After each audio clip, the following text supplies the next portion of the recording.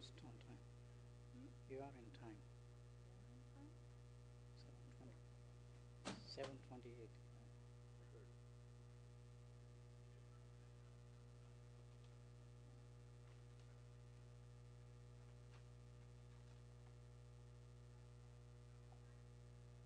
She didn't see you.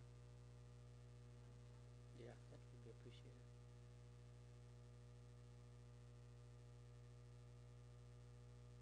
Thank you.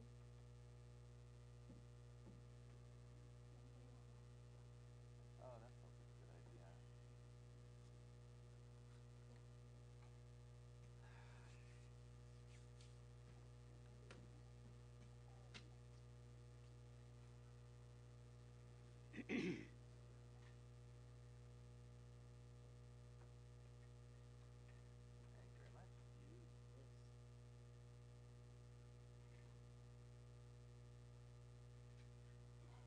All right. Ready to go. Ready.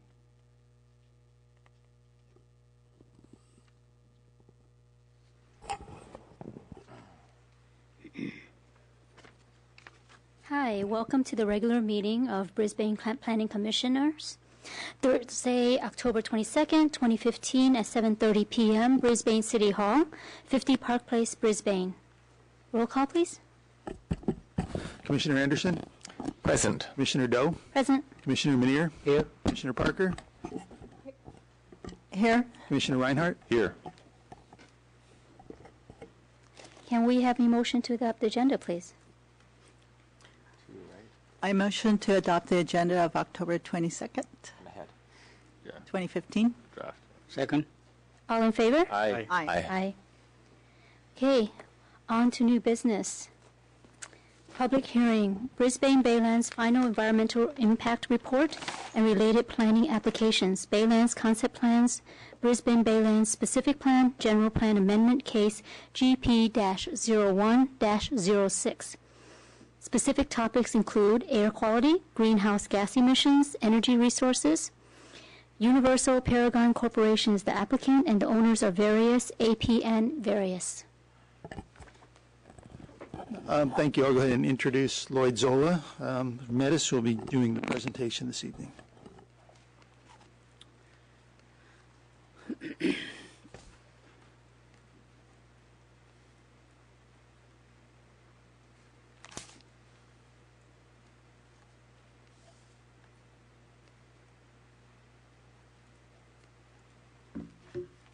We're getting close.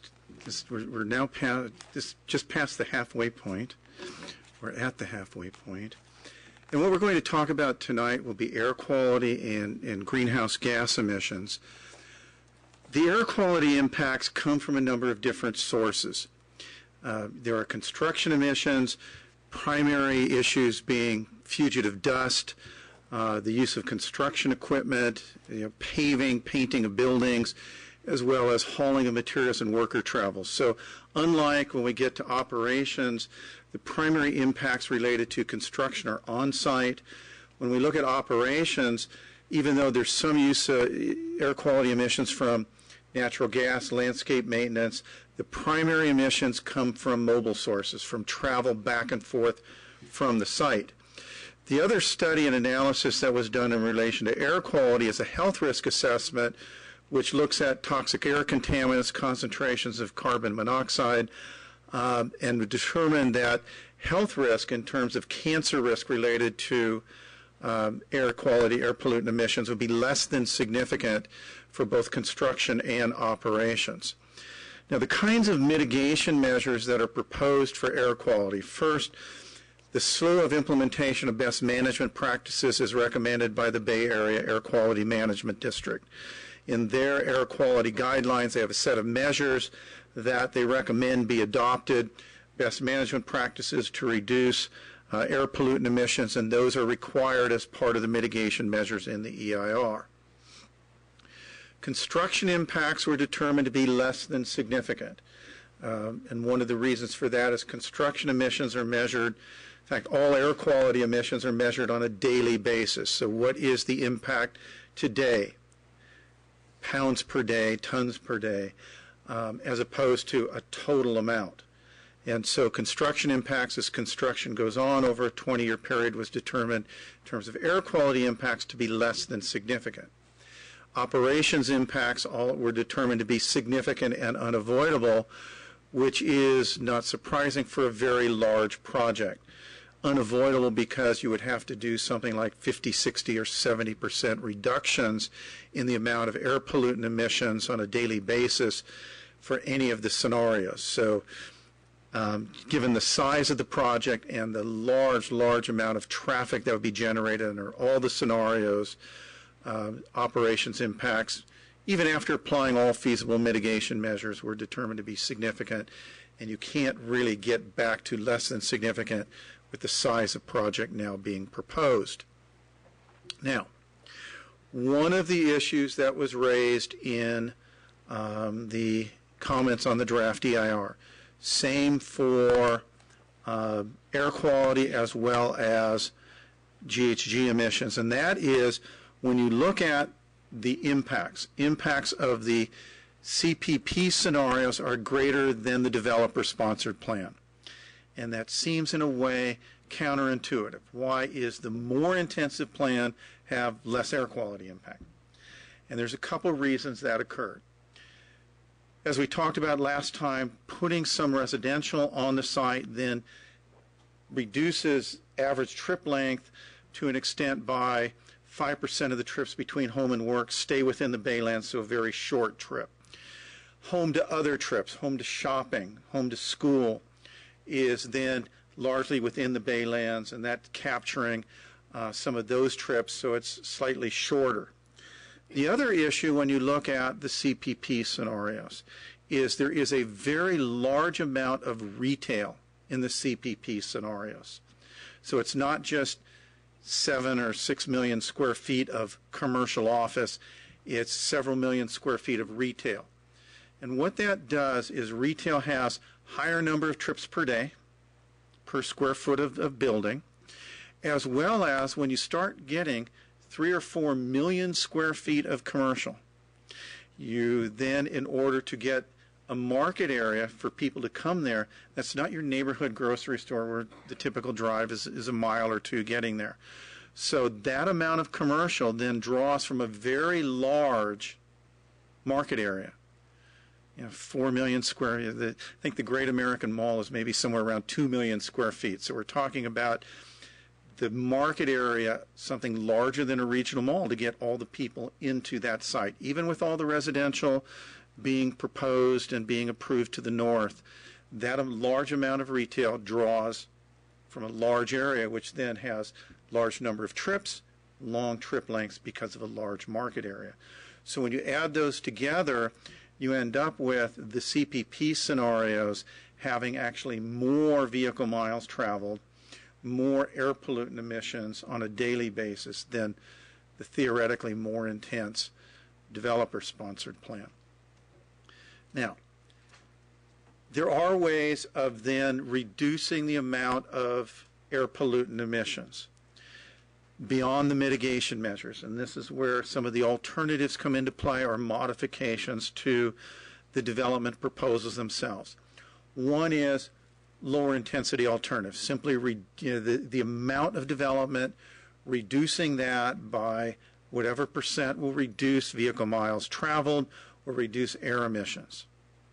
The second is to strengthen the transit orientation of on-site uses. We talked about that and having greater focus on the Caltrain station, better transit access throughout the site, and reducing the use of automobile travel is another way of reducing air pollutant emissions. The third method would be, particularly in the CPP scenarios, looking at reducing not just the total amount of building area, but the amount of commercial.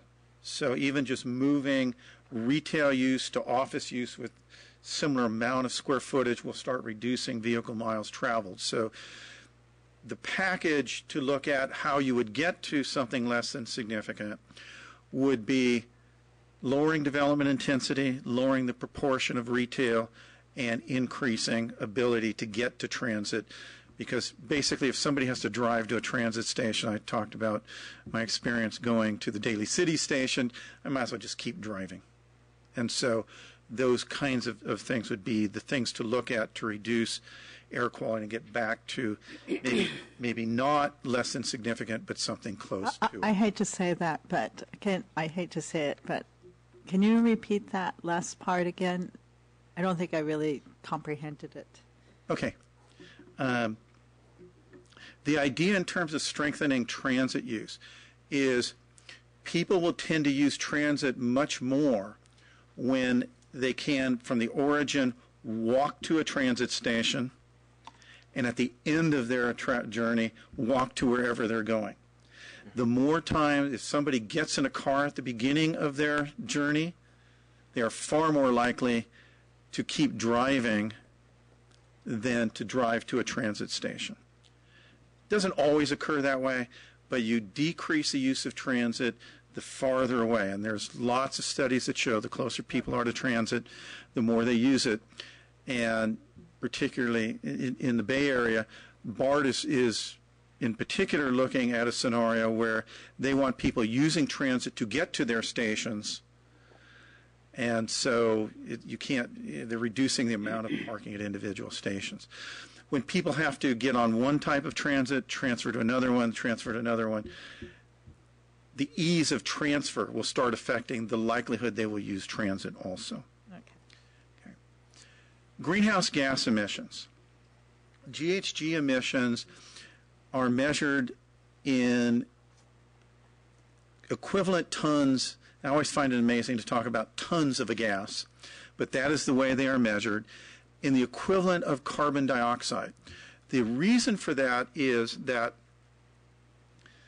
carbon dioxide, one, is the most common greenhouse gas that affects global climate change. There are other gases that are far less prevalent but have much higher effects on greenhouse gas than, such as methane. So a ton of methane has much more impact in relation to global climate change and a greenhouse effect than carbon dioxide would. And so the measurement you see will be a single tonnage figure for all the different gases in the equivalent effect that carbon dioxide would have. And so you will see this CO2e in the way that it's measured, and that just means equivalent tons of carbon dioxide. Now, the threshold that is used in the EIR is, unlike others, not the total amount that's generated. The Bay Area Air Quality Management District recommends using what they call an efficiency threshold, 4.6 tons of carbon dioxide equivalent per service area population. And the reason they use an efficiency threshold rather than total is, one, the efficiency threshold captures impacts from very large projects, recognizes differences in the large projects between how they mitigate as well as small projects. So an efficiency threshold would say when the amount of GHG emissions are greater than 4.6 tons per service area population, the number of people living on a site, the number of people working at a site. So workers plus residents. Yeah. Can you define what the service area population is? Yeah, I was just doing it. It's the number of people living within a site plus the number of people working. So a site can be any as big or as little? Right, whatever area we're measuring. So for the EIR, we're measuring the Baylands. And so in the developer-sponsored plan alternative scenarios, we're measuring the total number of people that would be living within the 4,400 dwelling units, plus the number of workers on site. Plus the number of cars emitting the... Yeah, and that's a way of capturing all the cars and all the traffic. It's how efficient is it for each person who's out there generating emissions. The reason that it works, that the Bay Area Air Quality Management District recommends this efficiency threshold, is if you picture small projects, they would, if you establish a threshold that says such as in Southern California, 10,000 tons. 10,000 tons is the threshold of significance. You can get small projects over and over and over again generating 7, 8, 9,000 tons of GHG that are less than significant, very inefficient, no mitigation measures, and all these small projects start affecting the cumulative impact of GHG, because GHG is ultimately always cumulative. Yeah. I just want to understand something. If we put together something that is not one of the projects that has been considered, we put together a hodgepodge project. Hybrid. Okay. Whatever you're going to do is not going to hybrid be a project. hodgepodge. Right. Okay. Then is this sent back, or how is this considered? Okay.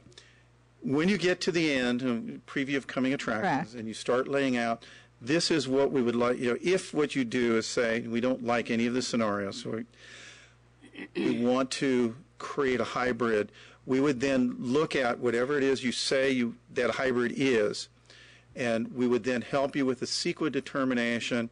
Does the EIR cover adequately what it is you're looking at? So we would do some analysis based on that, and then we'd be able to tell you whether the existing EIR would address what it is you would want to recommend, or whether you would need further environmental study. Thank you. Okay. So the comparison of Northern California to Southern California, where in Southern California, AQMD says 10,000 tons. What they're finding is they're getting all small projects are less than significant, and GHG itself is a cumulative impact, because ultimately no one project is going to affect global climate change. It's just impossible. Whereas in air quality, a single project can't affect local air quality. It's a cumulative issue. So the threshold based on efficiency that's used in the Bay Area gets at how much mitigation is implied or included in every project, no matter how large. And that is a good thing.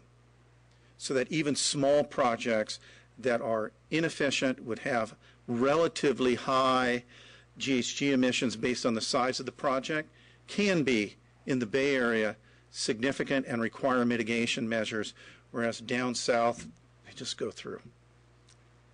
So the other reason... And that's because there's two different sets of laws? Two different sets of thresholds, two different air quality districts.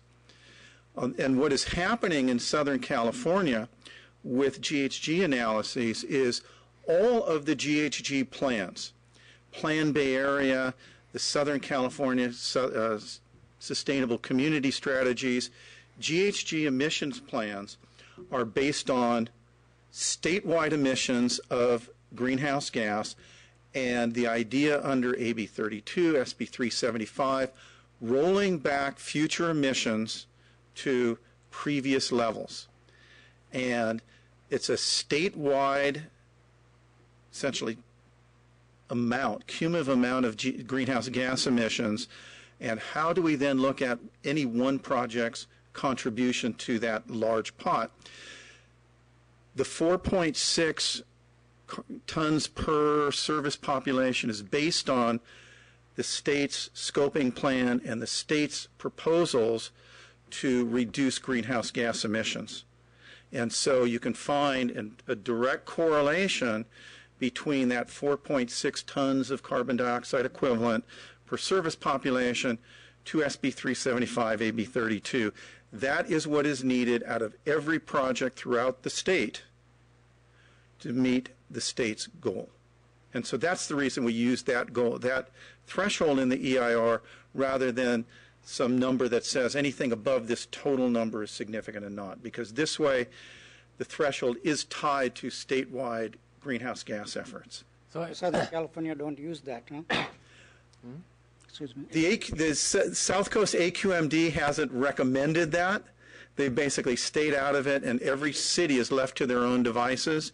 More and more cities, as they adopt climate action plans, as they adopt greenhouse gas plans, are going to similar kinds of efficiency thresholds, no matter what AQMD says, but there's at least... I thought the state always prevail, right? I mean, you cannot have... A state has less, emission requirement than the city, so state regulation will govern. So how can they get away with that? Well, it makes for a lot of difficulty in EIRs, because then what you have is this kind of situation. You do not have this situation in the Bay Area. In Southern California, we would use, for example, there's two thresholds in GHG. One says substantial amount of emissions. Substantial amount of emissions here is measured in that efficiency threshold down south for an industrial project, 10,000 tons. Okay? The second threshold says consistency with applicable greenhouse gas reduction plans. So here, the same thresholds are used, same number is used for both thresholds. Yes, we know that the total amount that meets or does not meet the efficiency threshold, and then you can directly say, therefore, it either is or is not consistent with applicable greenhouse gas reduction programs. Here is the anomaly we get down south. A significant unavoidable impact on the amount of greenhouse gas emissions that is consistent with the applicable greenhouse gas reduction plan.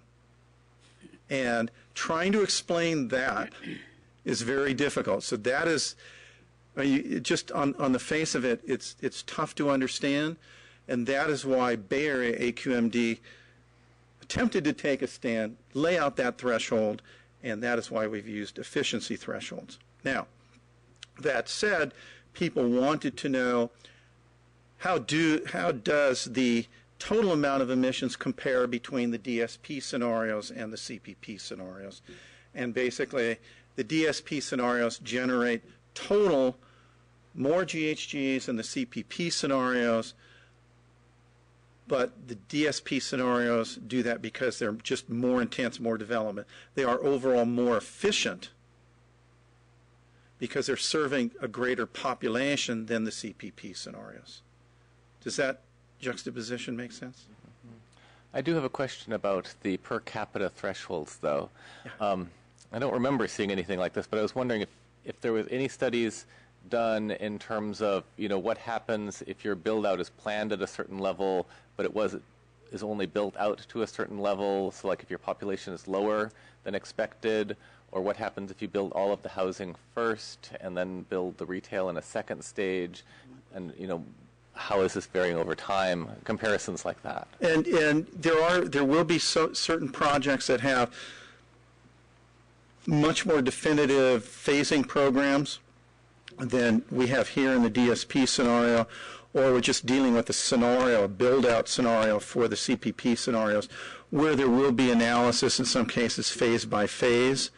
But since we're dealing with long-term impacts over a number of years, really the focus should be on build-out, because even when construction impacts are generally amortized over a period of time, because construction occurs and then ends, and the greenhouse gases are in the atmosphere, but it plays out over a period of time. We have also Chris Sanchez here who did the air quality and GHG studies. I should have introduced him. So if we want to go through any of the technical issues at the end of the hearing, we can do that also. Unless you want. I guess I have the same question. So say the Geneva overpass is not completed until several years down the road, and we've built something else. Why wouldn't that be factored into the CO2 emissions? Okay. One reason is what's analyzed in the EIR is build-out. So when everything's on the ground, here's what it is. And we typically have not done that kind of phasing program. And those kinds of phasing programs don't exist for the Baylands, so there's not information available to do that. But remember, what we do have are mitigation measures in the traffic that say you can only put so much development on the ground until Geneva Extension and those freeway interchanges are there. So the idea of getting all of the development without those needed roadway improvements creating much more congestion is not. But wouldn't that be true for air pollution also? Like right now you have phase 1 and phase 2, and in this analysis you are including the ultimate, both of them in place. But phase 2 might be several years down the line. And meanwhile, you have the air quality problem here during that time. So is that addressed in your EIR? Well, what's addressed in the EIR is, with the total amount, is really gets at the health risk assessment. We'll talk about phasing and some of the phasing issues in next week's hearing, because one of the issues is, if you look at the EIR, in section 4I is a long table of looking at general plan consistency of each of the scenarios, and one of the issues in the DSP plan is its phasing program. So we'll talk about specifically about some of the shortfalls of the phasing program that's there. They talk about a phase 1, phase 2, but it's pretty fluid. It's not phase 1 gets built, then phase 2 gets built. And generally, even large projects I've seen throughout the state are moving away from that kind of real definitive phasing. But, we need to know this in order to assess this. Right. How are you going to decide if the developer goes ahead with the phase 1, which is more reasonable in the eyes of the developer because all the infrastructure is right there. Right. And the other part might take a long time, the contamination and all that has to be removed. So the reality is that if you look at from the developer point of view and common sense, you're going to go with the phase 1. And if you're going to go with the phase 1 all residents, then that should be the one that's critical in terms of the air quality. So let's start here, and remember we'll talk about phasing next time. One, when we talk about phase 1 and phase 2, all you have is a general concept in 2 of the 4 scenarios, and there is no definitive commitment to this is in fact phase 1. But if you look at just phase 1, we'll talk about air quality first. While you have just in any phase 1 just a portion of the project, you don't have the emissions from all the rest. So that's an important part of that. Right. So the total emissions in air, as they're measured daily in air quality, would be far less in the increments leading up to build out. But the problem is you will have a lot longer commute time, because there's nothing there. Right. People are going to travel long distance, so that has to be accounted for, and I think that will be very significant. So the solution is here. And this again is where we're going to go next week, is the solution is 1, a more definitive phasing program. Of course. 2, then at the initiation of each phase of development or each site-specific development project, you would require looking at what are the air quality impacts of doing this. And in particular, probably GHG has more effect than air quality would because efficiency thresholds may be different as you're talking about until you get an entire project in place. So those would be the ways of addressing, get a more definitive phasing program and then follow up with individual studies as increments go, because the one thing I can tell you, the only certainty I've ever seen in any very large project that I've ever seen get approved is its phasing program will change and there will be amendments to that plan before it's ever adopted, before it's ever built out. Mm-hmm. Markets will change over 20 years of time and there will be changing conditions that occur. So that is why you look at updating studies as you go through these projects in its implementation. So that make sense? Sort of. Go ahead. No, go ahead. Okay. Finish. I have another question on those lines. Things change over time. Is there any study, like perhaps this is for the financial portion of the study, but is there a study of risk, like what happens if they build it and it's only 50% occupied or things like that? That's one of the questions to ask, and that's where the first increment probably becomes more important, and how it's built out become important is in that financial part. So when that gets presented to you, that's one of the questions to follow up on, because there can be differences between first increments and build out. There, in particular, that would be much more than you'd see on air quality or GHG. Okay. Now, the draft EIR determined that GHG emissions were less than significant for the developer-sponsored plan, for the DSP scenarios. They fell below that 4.6 ton threshold. And they were significant for the CPP scenarios, which at the time of the draft EIR were above the 4.7. Now, as things go, the draft EIR went out for public review, and then the Bay Area Air Quality Management District updated all their models.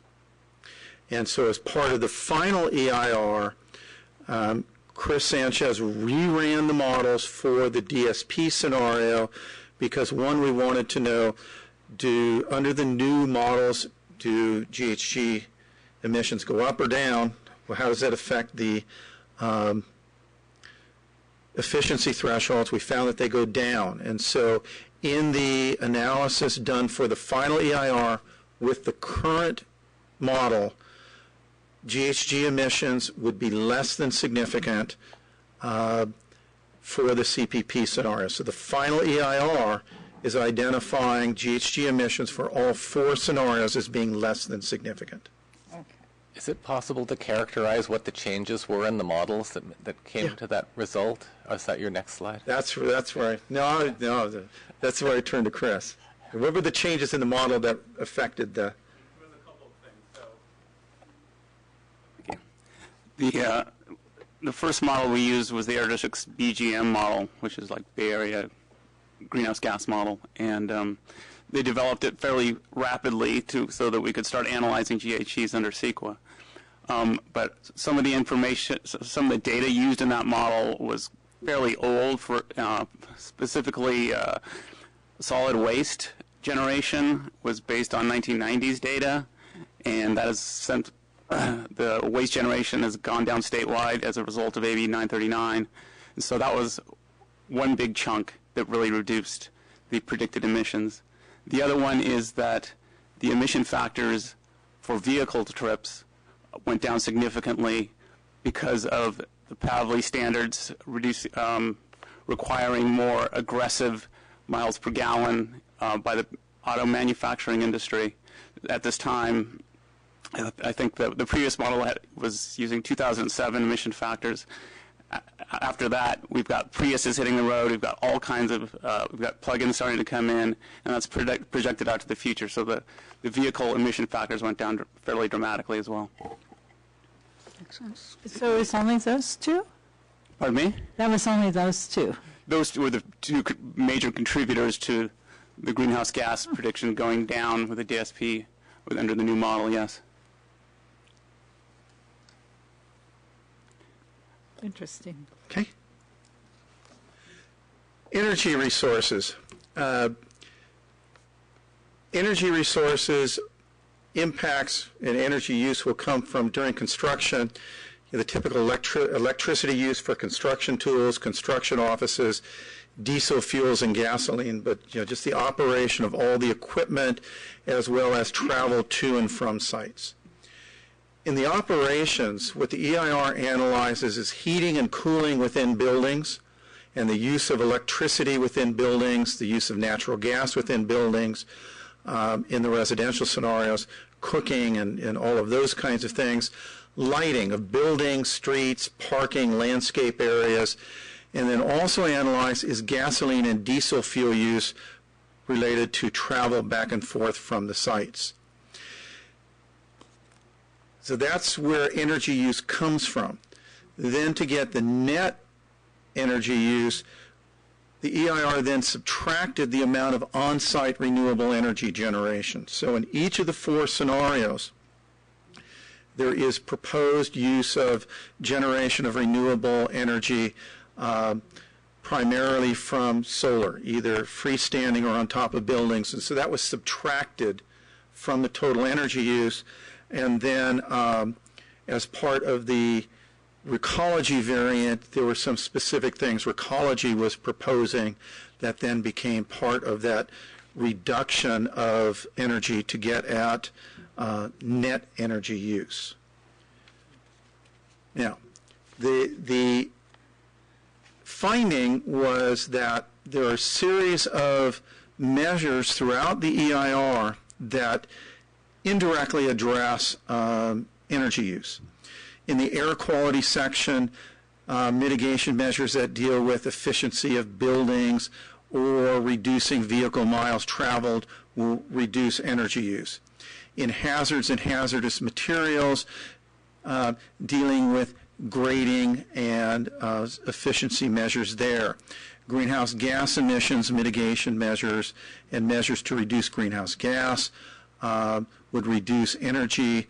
Noise limitations on construction hours also tend to reduce the amount of energy used on a daily basis, which is how energy impacts are measured. And then any of the measures in traffic that reduce congestion, reduce vehicle miles traveled, increase transit, would tend to reduce energy use.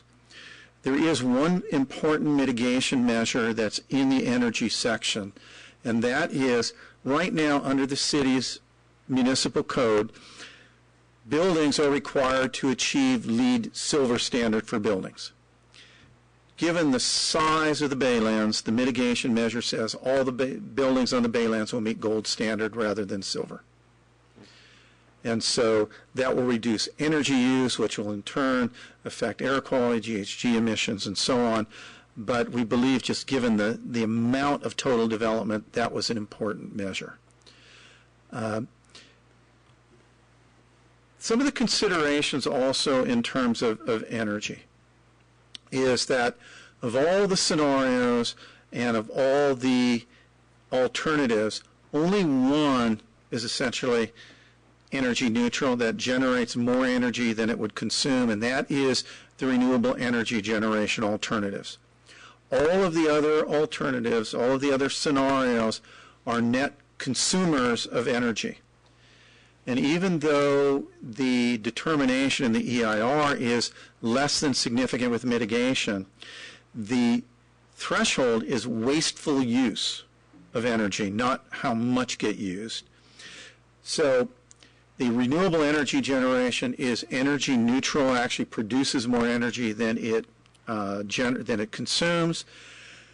And there was a study done by the National Renewable Energy Laboratory, which is part of the US EPA, that determined renewable energy production within the Baylands would be feasible, and specifically looked at the DSP scenario, but it more importantly looked at the renewable energy generation alternative and determined that to be a feasible alternative. So there were comments on the draft EIR saying, oh, the renewable energy alternative is not feasible.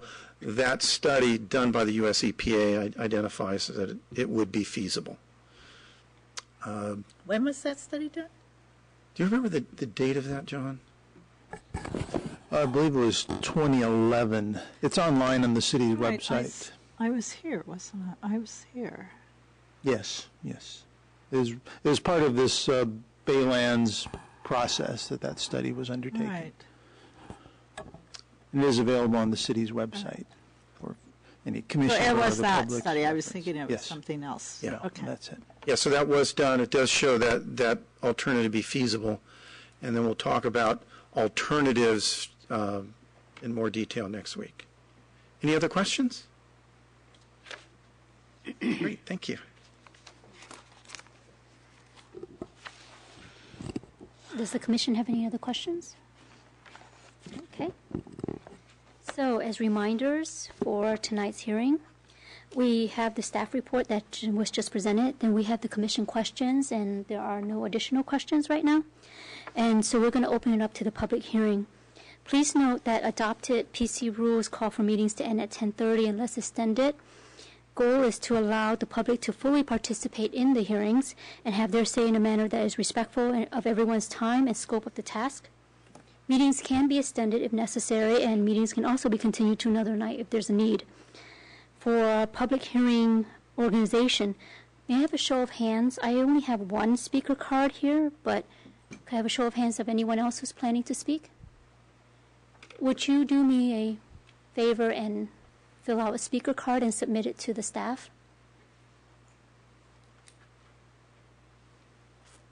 Thank you.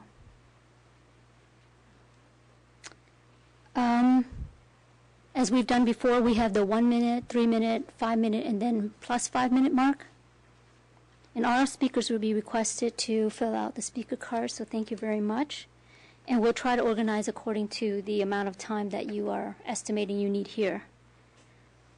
As a courtesy to your fellow citizens, please adhere to the time limits established and address the questions and comments to the Commission. Please keep your comments to the topics under consideration at tonight's meeting. If someone has already made a comment that you agree with, please state your support. There's no need to repeat that comment. And the purpose of the hearing is to allow everyone to make their own comments. It's not a debate. Please refrain from responding to or critiquing other public comments, as they have a right to make their comments as you do. Thank you. So we have 3 speaker cards. Anyone else? No? Okay. So would Ms. Carol Zoltowski please come forward?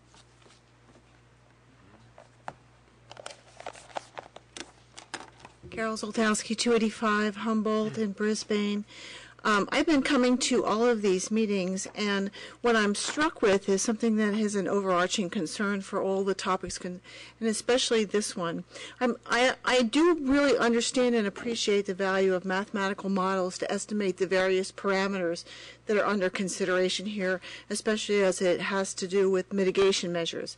However, I'm really struck by some of the assumptions that are made that just seem not to pass what I call the red face test.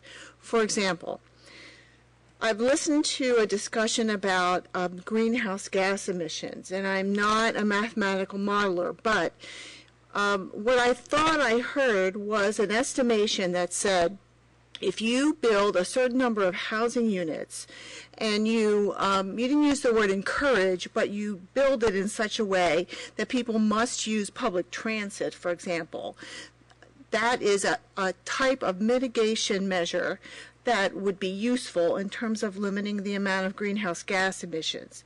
The problem I have with that, at least what I heard, was that we're being asked to look at a project that is multifaceted, for example. It's almost a philosophic problem to determine people's use of public transportation. And I don't know that there's anybody in the state of California that really has, I mean, that's the holy grail, isn't it, to get people off the freeways. Anybody that's traveled on 101 can say that. So I find that not a useful discussion. The other thing that I have of an issue with is the statement that was made that said, well, if you put industry on the Baylands, for example, a lot of people will work there. Well, if you have industry, I'm going to just, for example, assume it's white-collar industry, as yet undefined, because no one can define what those industries will be or businesses will be. How can you assume that the use or the production of greenhouse gases will go down because people live not necessarily where they work? I guess it would be interesting to find out how many people in Brisbane actually work in the buildings that are located off Cedar Point Parkway. You know, I don't know. I mean, I've lived here 12 years, and it was only 3 months that I actually worked there. But I would be willing to bet that it's not necessarily a truism that people live where they work. They may like to, but they live now where they can afford. And so that assumption that says, oh, well, if we build all these houses and then we put in industry, for example, we're going to cut down how much traffic and greenhouse gas emission is used, which a large percentage of that is the use of carbon-based fuels, like in gas in cars. It's not going to go down necessarily because you don't know, you can't predict what those industries are going to be. That's all I have to say. Thanks. Thank you. Thank you. Mr. Glenn Fieldman? Oh, Mrs. Glenn Fieldman? Hi, Glenn. Sorry about that. Good evening, members of the Commission. Thank you for the opportunity to speak. I have a couple of questions, and one of them concerned, there have been references to encouraging whomever is living or working on the Baylands to use public transit. But I'm not persuaded that the public transit will be there. I've been reassured on this point. I asked questions about that on the DEIR, and the reassurance came in the form of a response saying, well, we have reasonable assurance that this will happen. But that doesn't seem like enough to me. And I'm particularly concerned about Caltrain. Even in the DEIR, it was acknowledged that people wanting to go south from the Baylands would be pretty dependent on Caltrain. And Caltrain is really having a lot of trouble with funding itself, right? Doesn't have a stable funding source. So I'm really kind of anxious about whether the transit that people are supposed to be taking will even materialize, and if so, when. And I don't feel that I got any satisfactory answers in the final EIR on that point. The second thing is, and I'm not sure that I'm reading this right, perhaps you can enlighten me on this, but I did follow along with the part that says that the final EIR uses this new model, which is really dependent on improved efficiency of engines to argue that greenhouse gas emissions are going to be reduced in all the plans from the original estimates.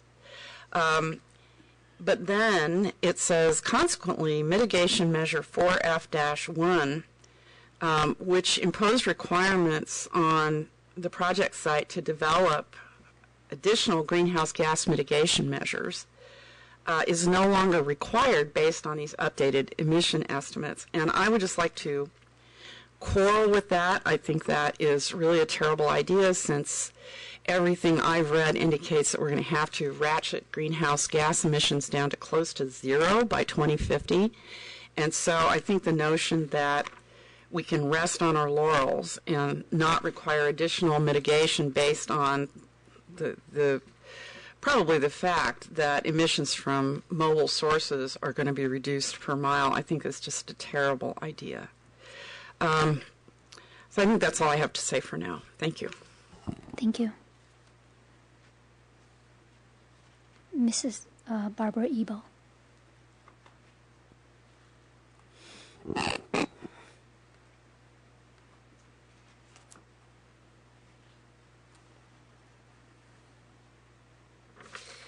Barbara Ebel. I apologize for not getting this to you guys earlier in the day. I was going to send it out this morning, but I realized I didn't actually know who to send it to. I was figuring I could just send it to Sherry, but I wasn't sure it would get to you guys in a timely fashion. So I just printed it on my 100% PCC paper here, and I brought it to you.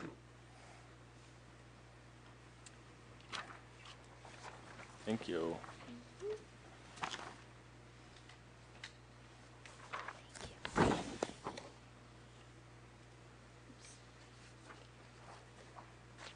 Thank you, Barbara.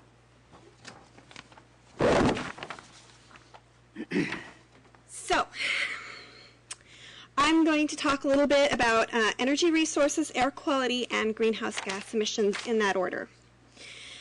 Recently, I attended the California Climate Action Planning Conference, and a lot of the time was given over to renewable energy generation. And time again, I heard two themes coming out of various bodies. I'm sorry, it was Climate Action what? Climate Action Planning Conference. Okay. CCA and substations. Many projects have been hampered by the lack of a substation to tie into.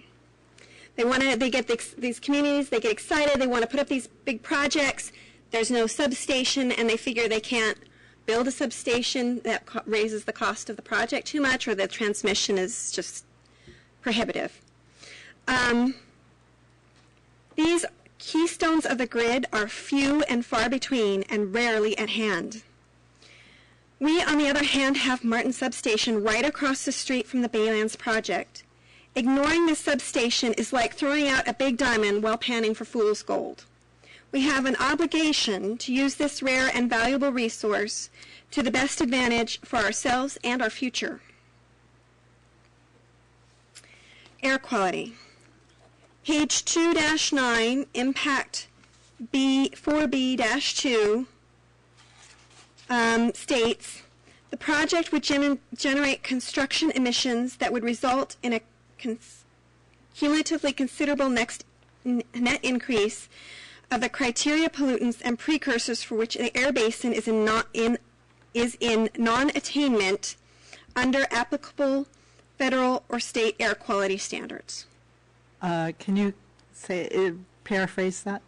So the construction, the impacts, the air quality impacts from the construction phase would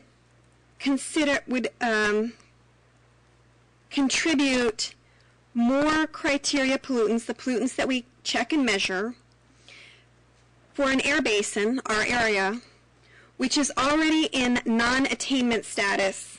And non-attainment means that the air is too polluted. It's over our threshold of what we consider to be good and healthy. 4.B-4 footnote D indicates that a sampling schedule of 1 in 6 days, thus 17% of the days during the year, are sampled. Ozone levels were exceeded. The permissible ozone levels were exceeded 5 times in 2010, which is, of course, our baseline year. Now, 5 days doesn't sound like that much. And the way the DEIR is written, it would have you believe that the air quality was poor on just those 5 days. However, since only 1 in 6 days are sampled, I think we should instead apply a ratio, and we would then expect to find ozone levels in excess on 30 days or approximately 1 in 12 days. If the ratio of days sampled is consistent throughout the whole year. Okay.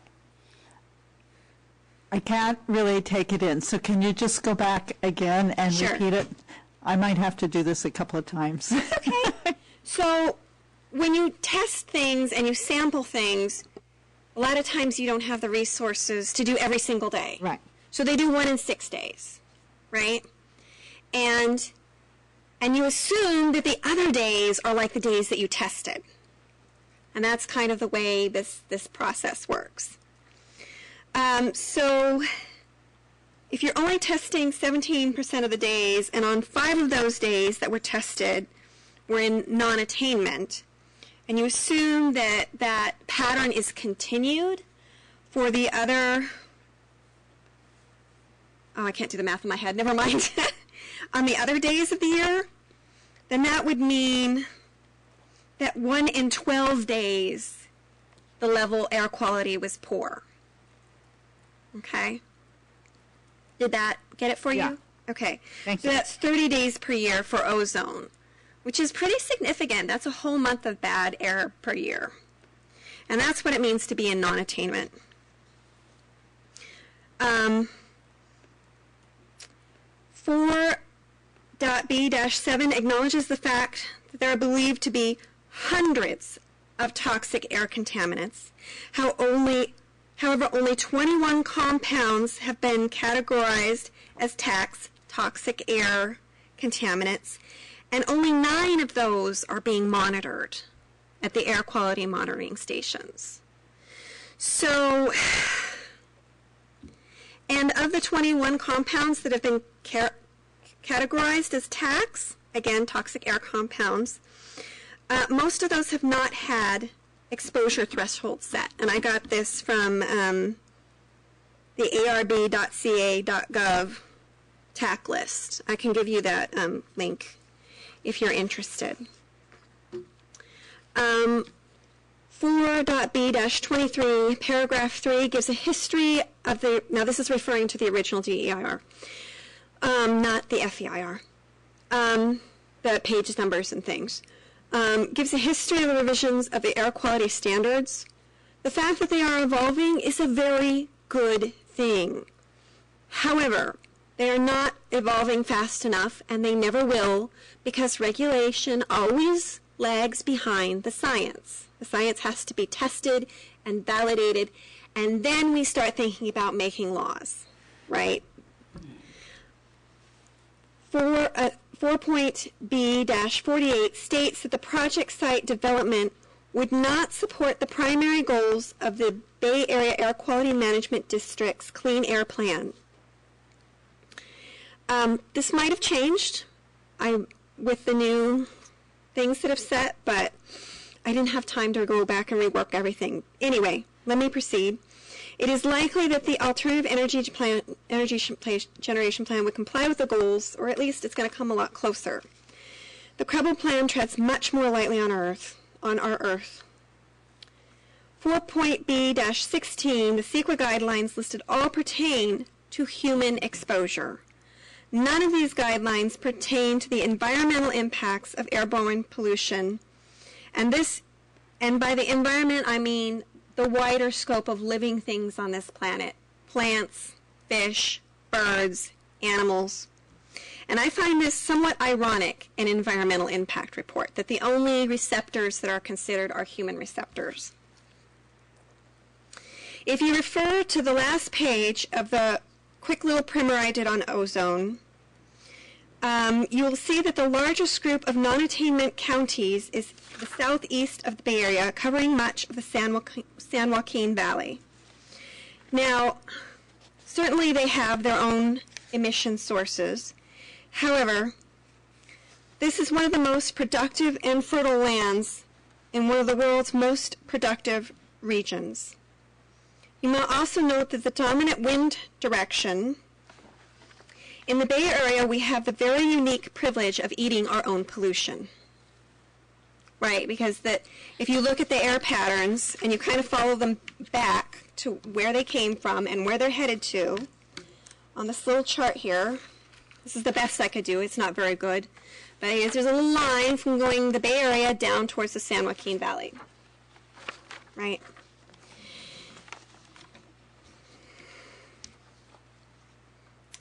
If I understand my CEQA, which I'm not saying I do, I try really hard, a statement of overriding concern is needed to exceed the standards for non-attainment. I would like to make my own statement of overriding concern. I recently told someone that environmentalism is not a political issue, but a humanitarian issue. I would like to revise that statement because it is not just a humanitarian issue. Climate change has the potential to impact every living thing on this earth for many decades to come. From bees to coral to polar bears, right on up to us. I've now spoken about the laughable level of monitoring, the pathetic number of things that are being monitored, what we'll be adding to the air polluted, we'll be adding to the already polluted air, and the consequences for our land and our bodies. The good news is that we have a choice. So you can look over this. This is just, ozone is just one of the pollutants that they monitor. I just grabbed that one out of, just because. And then the final thing I want to talk to you about is this large spreadsheet. This is based primarily on numbers I pulled out of the DEIR. I did pull a few bits of data that the DEIR did not provide off of the internet, and when I did that, I looked for the preponderance of numbers because I don't have time. I'm just not a full scientific research team to vet out everybody's numbers. So I sort of looked at multiple sources and looked at where the numbers seem to converge. The first line is the total square footage of the Baylands. That's a given. Oh, the columns are the CPP, the DSP, and the AEG. And then there's followed by notes. So total square footage of open space, total square footage of parkland, that's set in the general plan. Total square footage available for development. Those are consistent across all. The proposed square footage of development, that differs. And then unallocated square footage, and that's just for sort of informational purposes. The next section is carbon footprint per square foot, calculations for construction and operation.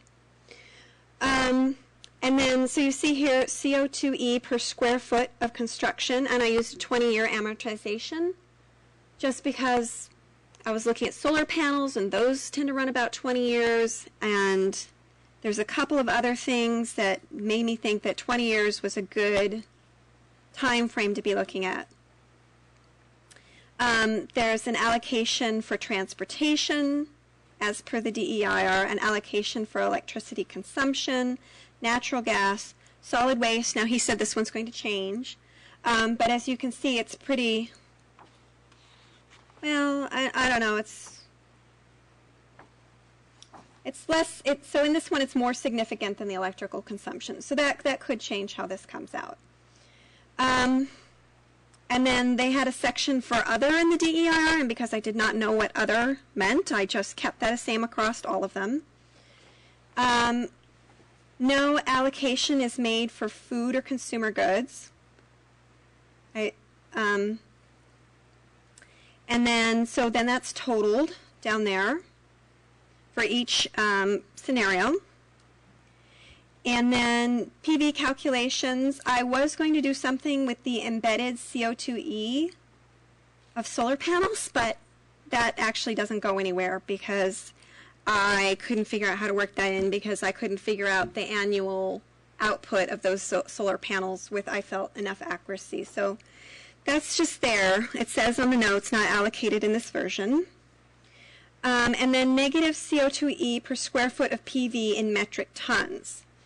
So I used that same number again across all of them, and that was one of those internet figures. And then the proposed square footage of PV. You can see it's pretty low for the CPP and the DSP, much higher for the alternative energy generation. And then, so here we have, this number's not written as a negative, but it's figured as a negative in my calculations on the spreadsheet.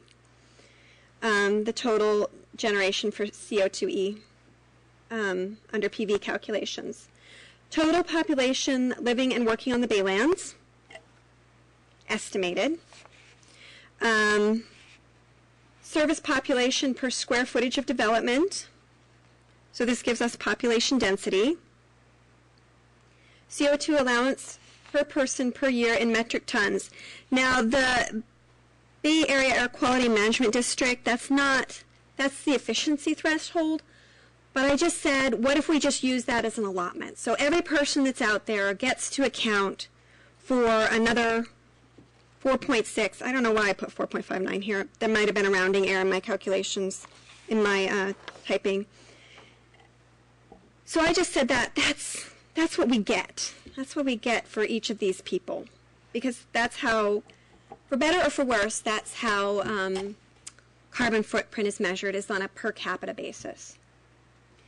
And then it gets kind of interesting down here because we have a allotment as Brisbane for US 101. So when 101 enters Brisbane, from the time that those cars exit Brisbane, those emissions are assigned to the city of Brisbane. And just in messing around with this, I said, okay, the Baylands is half the size of Brisbane. It's about half the distance of 101. And so I are kind of arbitrarily, but I think based on common sense, attributed, I said, okay, if the city of Brisbane has to be responsible for this half, the Baylands has to be accountable for that half. And then here, under the DSP, is the housing and transportation credit for having housing on the Baylands is 62,698 metric tons, which, oddly enough, is equal to about 50% of the cars from 101. Now, I like to do a common sense check, as one of our other speakers here likes to do, like, does it pass the straight face test? And I'm looking at that, and I'm thinking, really? Putting 4,000 houses out there is the same as taking half the cars off of 101? How can that be? How can this traffic model give that much credit to housing? And so I particularly wanted to point that out to you. Another interesting thing is the BAAQMD's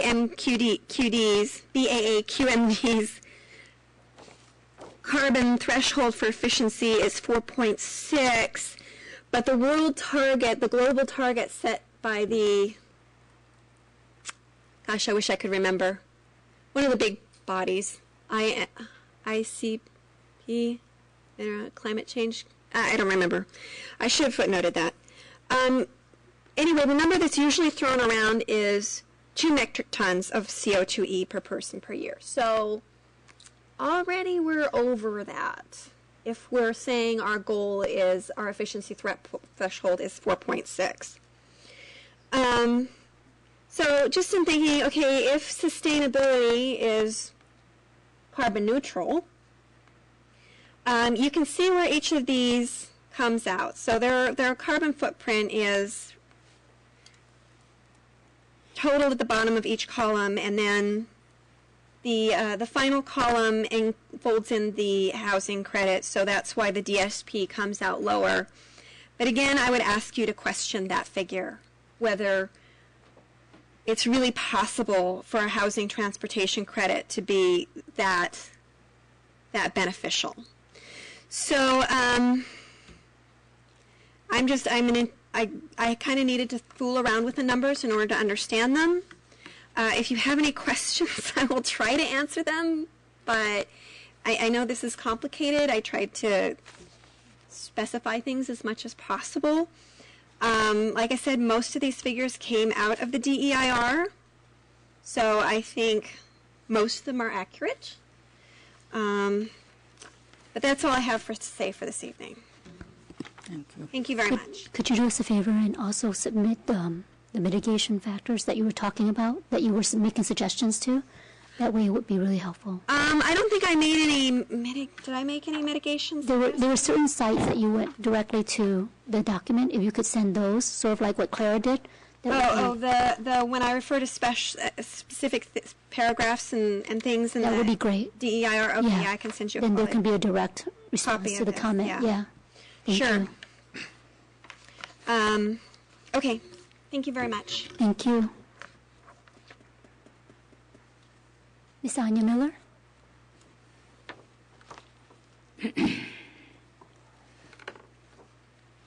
Anya Miller, Brisbane resident. I have comments on energy. The consultant mentioned the renewable energy alternative, and the NREL EPA study that found in 2011 that plan feasible, as well as the developers' renewable plan feasible. They studied both. And the definition of feasible was technical and economical. So people who say, oh, you can't afford it, or, well, whoever can't afford it, it is affordable, it can be done, it can produce profit, it can be something that a landowner can use for their benefit. And in our case, because the study was done in 2011, since then, for instance, the PV panel prices have plummeted, and it's even more feasible today. So that's something that I think we commented on but I'm not sure. The other thing about the comparison of energy consumption is the totals. You know, you need the gross energy usage. And according to our figures that we've had, CREBL has had, the developers' plan demand is 72,000 megawatt hours. But their projected generation with the solar and wind. I'm sorry, it's how many thousand?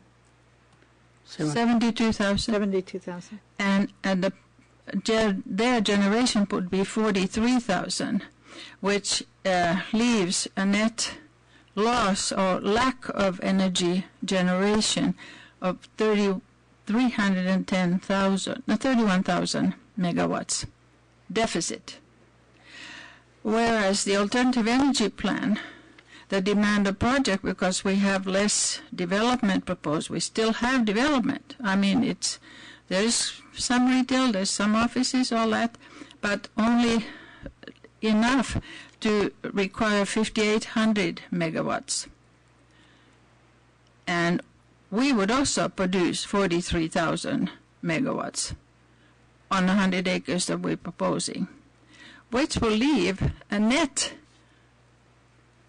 excess energy produced by the Credible plan of 37,000 megawatt hours, which is, much more than double the net loss of the developers. So what that means that the excess energy can be used by the rest of Brisbane.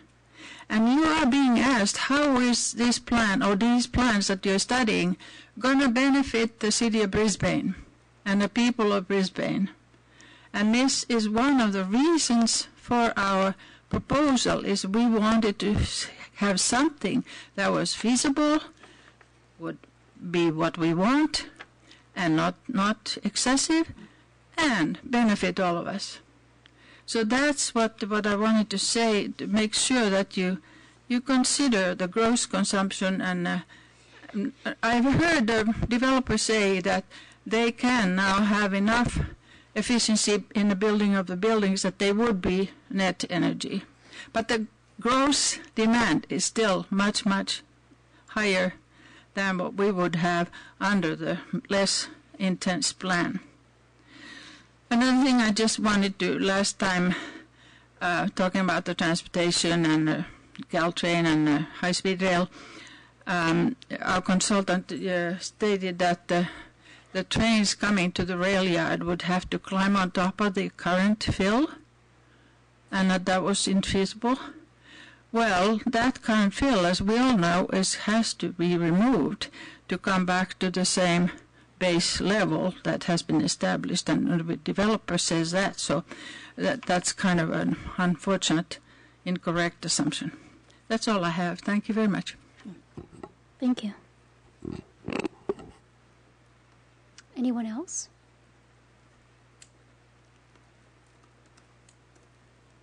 No? Ms. Fieldman?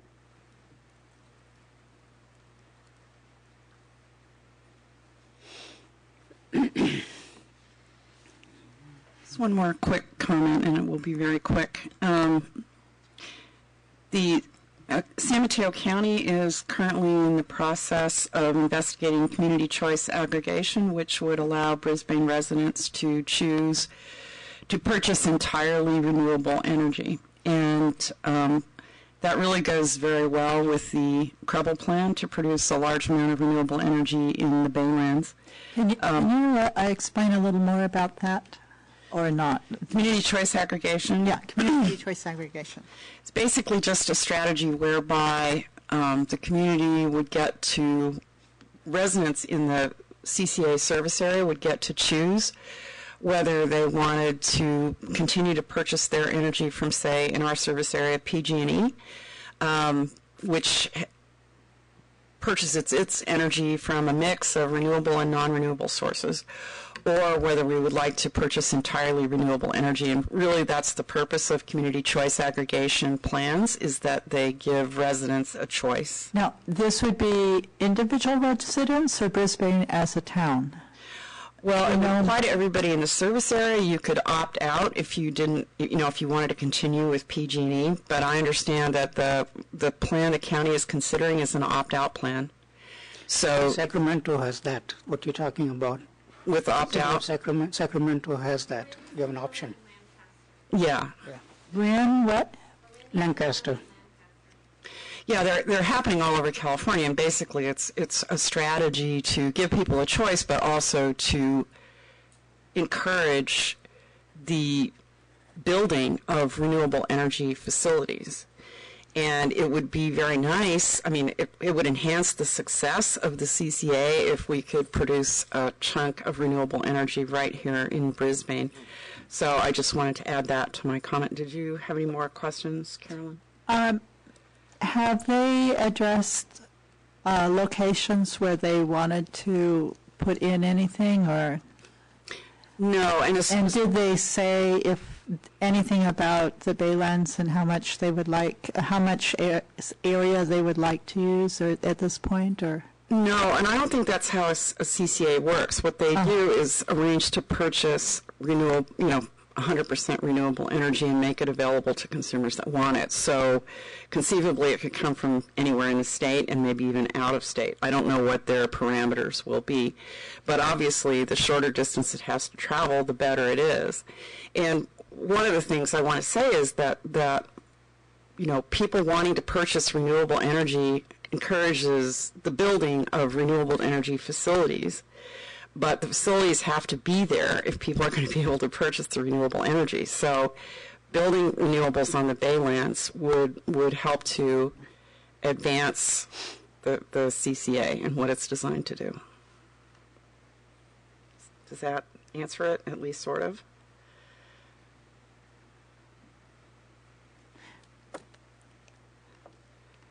Yes? I can't think of any questions right now. So do you know more about how many people have opted into this in different areas? We don't have a community choice aggregation system yet. The county is exploring it. No. I meant in other areas. How many people have opted in and out? Yeah, no, I don't have. No, so they have no figures and how long has it been in place in other areas? Do you know? They're pretty new. I don't know. I don't know how old is Sacramento. Sacramento has it for almost 5-6 years now. 5 or 6 years, yeah. Yeah, my son lives in Sacramento, and we had a choice to go through the Sacramento MUD. They had two different types of options, whether renewable or not. And renewable was actually a little bit more expensive, right? Because of the limited sources available. So we did choose the renewable choice. Right, but there may be a price premium associated with it. Yes. But as I said, there is an opt-out provision, so if that would be a financial burden to people, they don't have to participate. They can opt out. And the reason they were able to do it because it's under the city of Sacramento. They have their own municipal utility district, and they are the one that supply the power.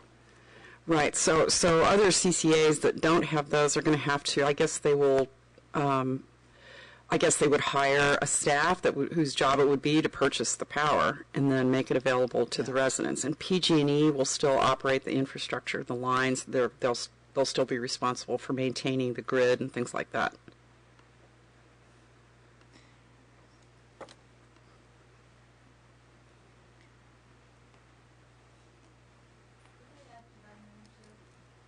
Oh, sure. Sure, Ms. Feldman's done. Anja Miller, I'm a member of a San Mateo County Community Choice Advocacy Group, countywide, and also a statewide advocacy group on legislation to promote community choice. I've been following this process very carefully, and it is going to be a JPA, a Joint Powers Authority, that it includes a county and all the cities that want to join. Our city has already taken the first step of allowing our usage data to be submitted. The feasibility study has been done. There's an advisory committee consisting of representatives for every city. We have had a representative at those meetings who has never reported anything. And so people and staff has not said anything. There's almost no information about this very, very important process that's ongoing.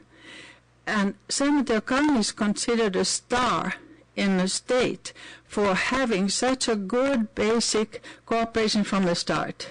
Almost all the cities are willing to go along, and ordinance to come before this our council is going to be early next year, where they say, yes, we will join and our citizens can have the opportunity.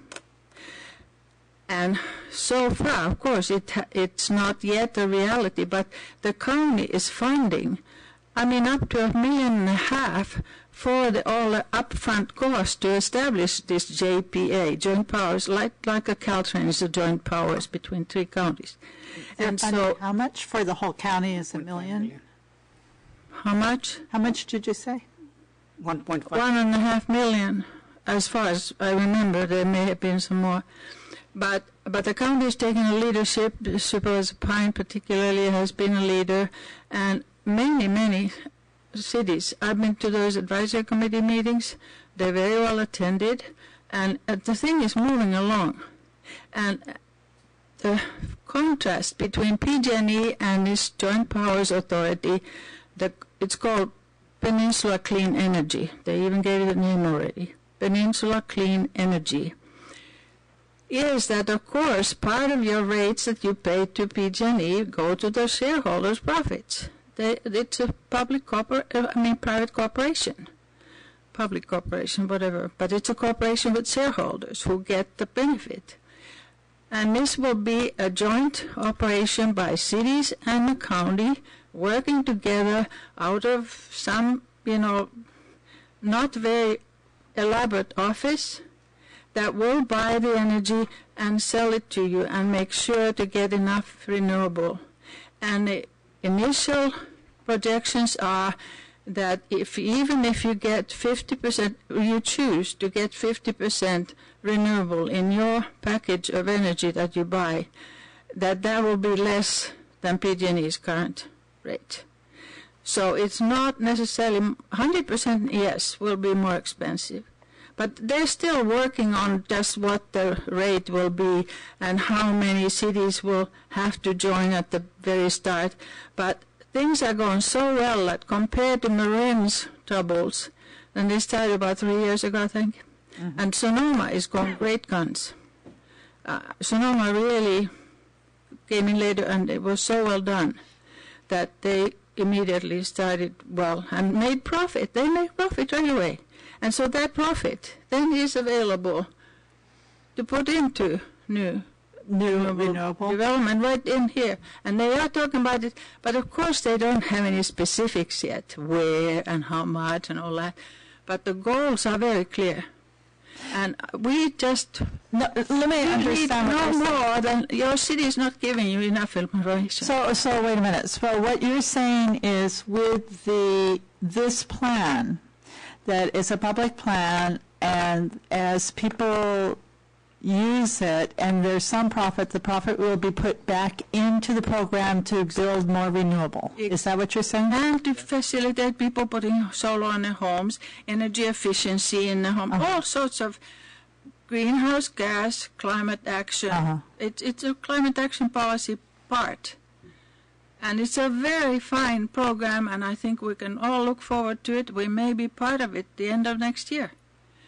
But you don't get any information in this city. Sorry. Do you have a card? Yeah, could you?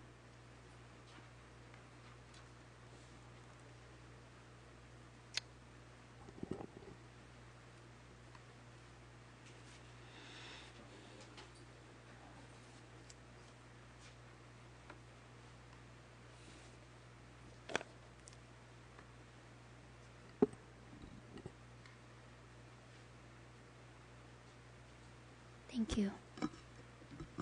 Good evening, Honorable Planning Commissioners, Joel Diaz. I feel like this report and these studies done probably do meet regulatory standards, minimum regulatory standards. But, I question if they meet Brisbane's standards. And I feel like Brisbane has some pretty tough expectations.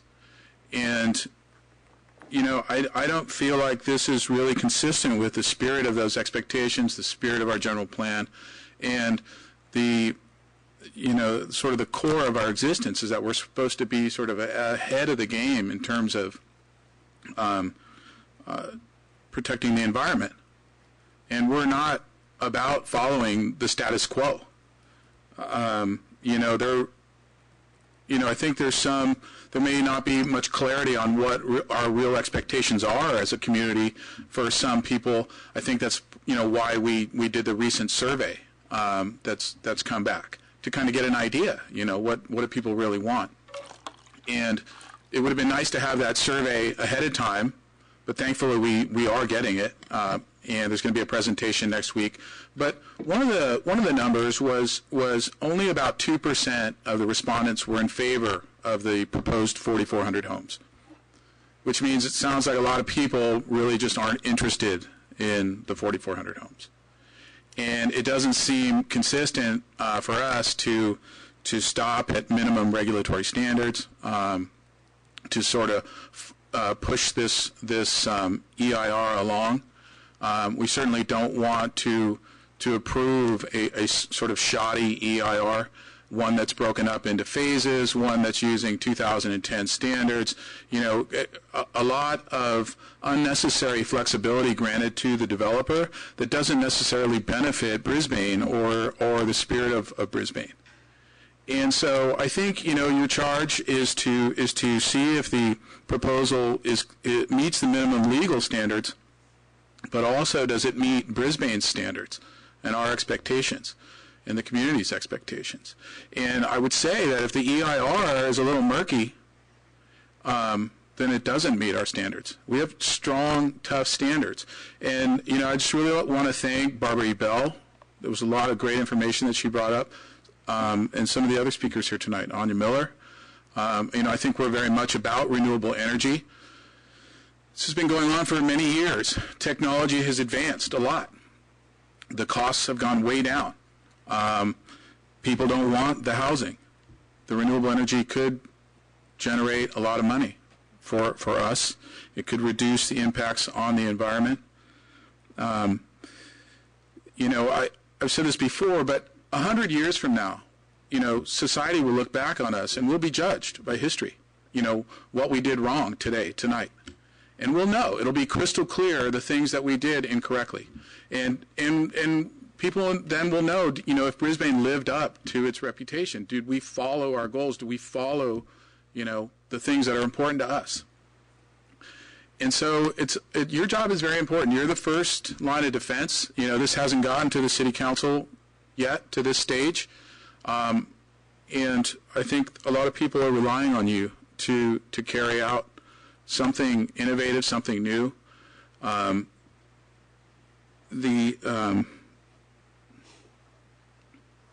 just lost my train of thought there, but I had something else to say, but maybe if I think of it again, I'll come back up. But I don't think that you're under any obligation to necessarily do any favors to the developer. The property is not zoned for housing. You're under no obligation to approve, to certify kind of a murky, shoddy EIR. Is it half-ass? I'd say yes, it is. It's bad. It's not a good EIR, and you're under no obligation to approve it. And I would appreciate it if you guys did not, and at least send it back for major modifications and/or deny certification.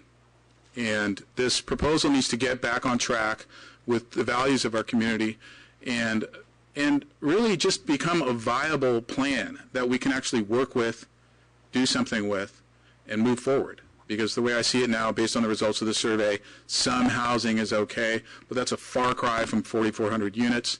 We're way off the path of getting this thing to a viable stage. And that's it. Thank you. Thank you. Anyone else?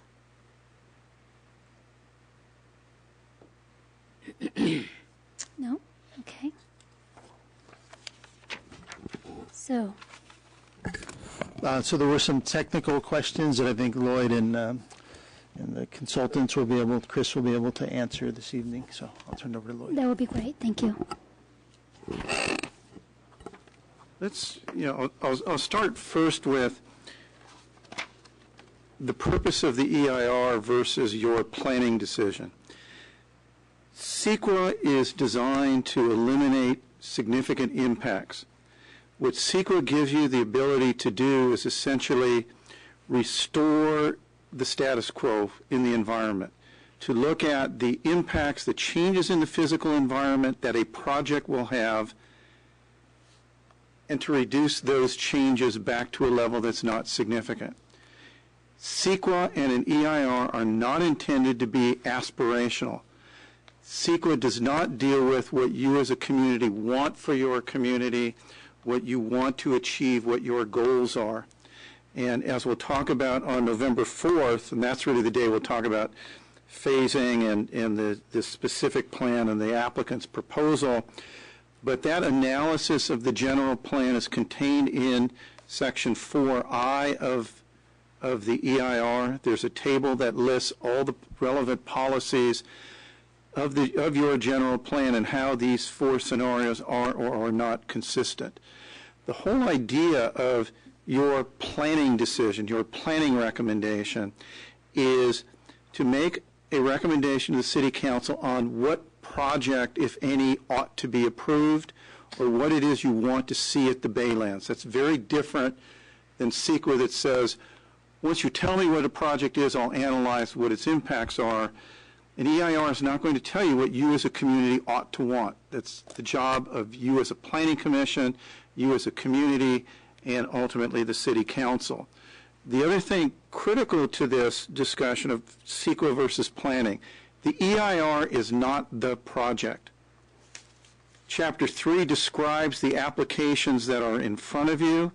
It describes the decisions being asked of the city to make in relation to a general plan amendment and specific plans submitted by UPC, the two scenarios that the council said need to be addressed at equal level of detail, the alternative that the renewable energy alternative the council said must be addressed in the EIR.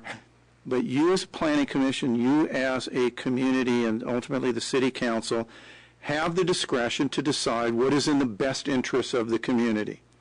So while the way that, and I'll describe in a minute, the way that traffic may work, the way that air quality generation may work, whatever physical effects residential on the Baylands may have, you retain the full discretion of approving or not approving residential. Period. Whatever the EIR says, how things change, you retain that discretion. In relation to that, what residential does when it's added to the site, the idea is that, and we talked about this a little bit before, under the DSP scenario with 4,000 dwelling units on the site, all the studies that have been done show that with 4,000 dwelling units and I think about 6 million square feet of commercial office on that site, 1 out of 20 trips home to work will stay within the Baylands. It's only 5% of the people who actually live in the Baylands will work in the Baylands. About 16% of the trips as people go to school, to shopping, those kinds of trips will stay within the Baylands.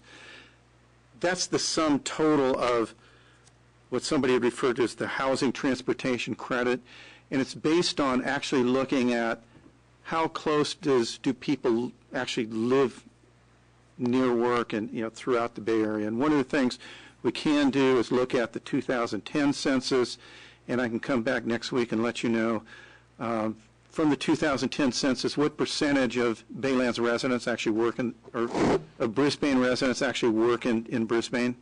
That number is available. We'll bring that back next week. In terms of the use of public transportation, how do we know? I think as we look at that question, one of the things we had talked about in terms of the Geneva Avenue extension, the freeway interchange, it was tying the amount of development to those roadway improvements, and it would be a good idea to create the same kind of mitigation measure that would tie the overall level of development to those transportation improvements that are used to create the traffic or create the traffic study. I'm sorry. Okay. Say that again? Okay. Right now, the mitigation measures of the EIR ensure that the Geneva extension will be built and that the freeway interchange improvements at the Candlestick interchange will be built before development within the Baylands would actually cause level of service not to be met. Right. So there is a tie between the amount of development within the Baylands to those improvements. Based on the testimony tonight, it would be good also to create a similar kind of tie of development within the Baylands to the transit improvements that are being proposed. And so we can create a requirement that would say, and we have to work on the actual wording, only this much development would be permitted in the Baylands before these transportation improvements, transit improvements are actually in place. That's not now in the EIR, but it should be based on, I think that was a good issue that was brought up tonight. What has been coming up from what I'm hearing from people is there's a disconnect between when the proposed housing would be built and when the proposed other facilities would be built. So how do we, if there's going to be a jog between those two, how would we discuss that in the EIR format? That is, because it seems to me that, we're basing a lot on, having the work right where the housing would be. So it seems to me that if there's going to be, phase one would just be, if that indeed is going to be true, phase one is going to be the housing, and phase two will be the, facilities for work. How, that I want to know more about. Yeah, and we'll talk, and it's actually November 4th hearing that we'll talk about the phasing program. And when we talk about the phasing program, I get mixed up between writing a staff report and when the hearing is. But when we talk about phasing on the 4th, we can also talk about how you could tie, methods of tying. And let's start with one. In the question you asked, there is a very big if that needs to proceed. Correct. And that is if the city were to approve residential development. Right. So let's start there, because you don't have to. Nothing here says you have to. If you were to approve it, there are methods of tying rate of residential development to rate of other types of development on site. So we can talk about that when we get to phasing on November 4th. But you could create a tie between only so much residential development until a certain level of commercial development is there. We'll think through what that would look like, but you can create that kind of phasing program. The other thing that my second question is, we haven't talked about it yet, but there is a plan to a water plan for the Baylands.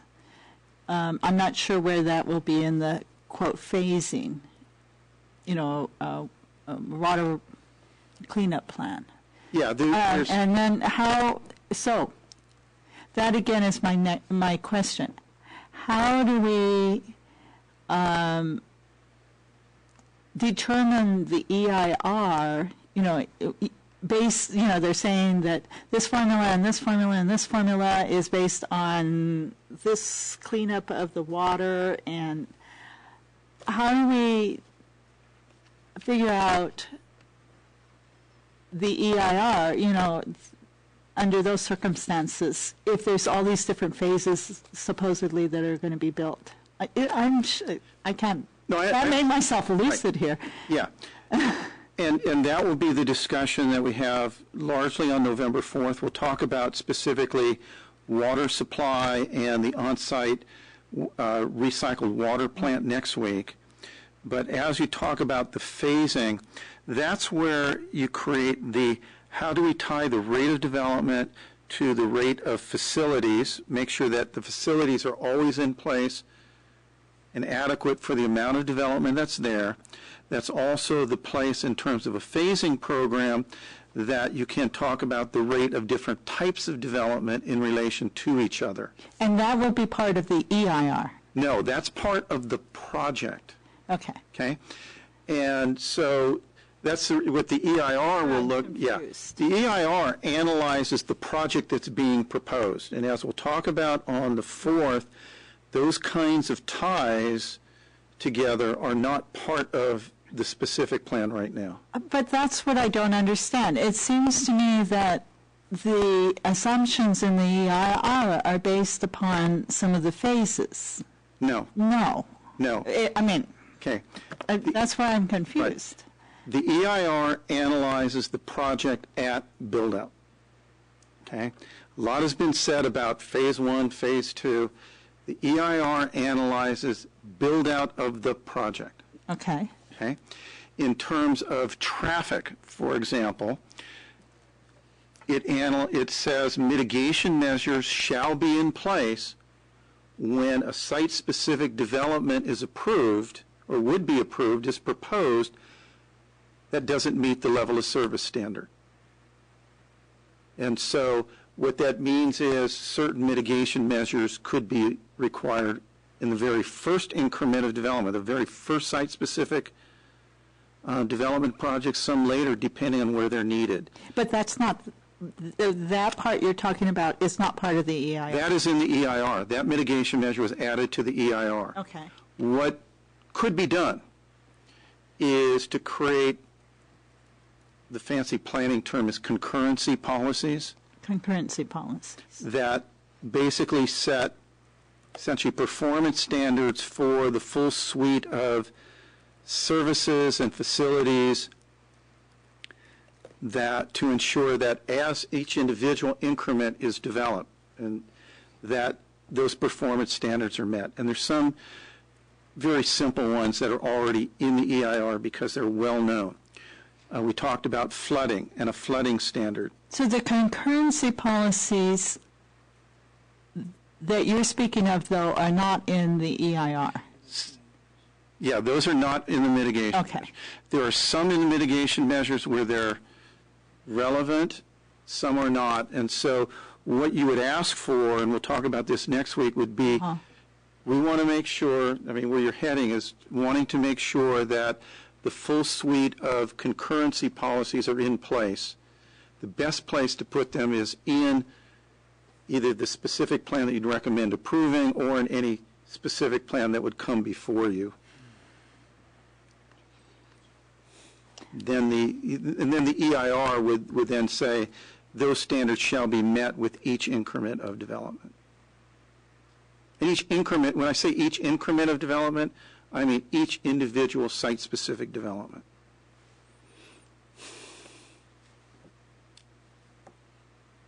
Okay. Okay. We'll make sure we have the discussion of concurrency policies. That's great.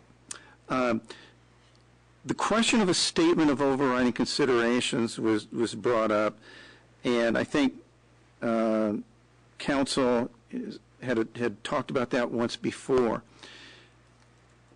To approve any project that would have a significant unavoidable impact would require a statement of overriding considerations.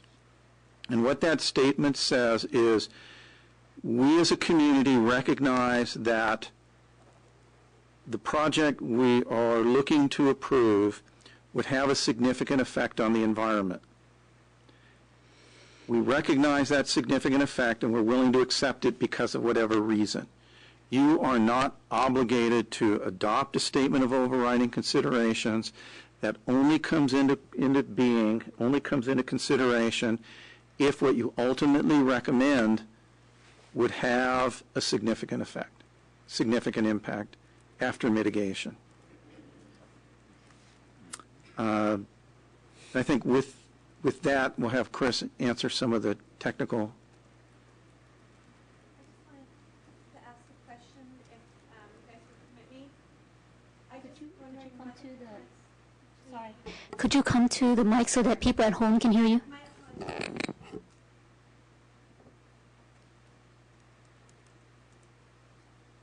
Something Mr. Zola said just made me curious about the relationship between a specific plan and a development agreement. Okay. I think that actually would be better for attorney. Specific plan versus a development agreement. The specific plan was submitted by Universal Paragon Corporation and is before you for consideration. It sets up basically a set of development standards and regulations that would govern the Baylands site. A development agreement would be negotiated between the city and the developer. It's essentially a contract that sets up essentially whatever the parties wish to agree to. And that development agreements are also subject to CEQA. So if the city did decide to enter into a development agreement with UPC or any other applicant, that agreement would come before the city council and it would be subject to CEQA as well. But it's a negotiated document as opposed to an application that has been submitted by the developer, which includes standards and regulations that they're proposing and that the city is considering.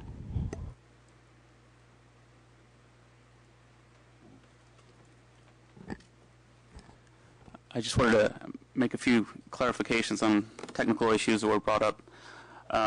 The first is in regards to attainment. The Bay Area Air Basin is in non-attainment. The speaker was correct for ozone and particulate matter.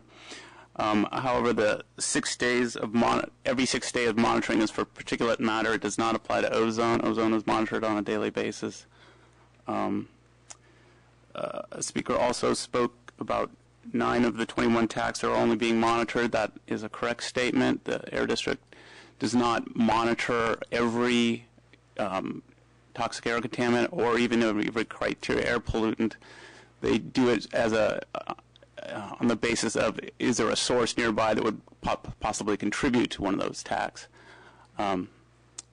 So they don't monitor for everything. They do if a source is permitted and it has a potential toxic air contaminant that it may release, then they will not only account for that as part of the permitting process and a risk assessment, but they may also, if it's significant enough, set up a monitor.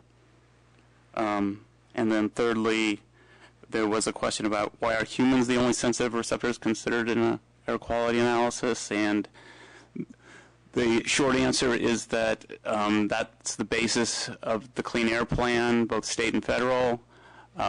Every species of non-human would have a different ability to deal with air pollution exposures, and so it would be somewhat of a Herculean task to do so for every type of species.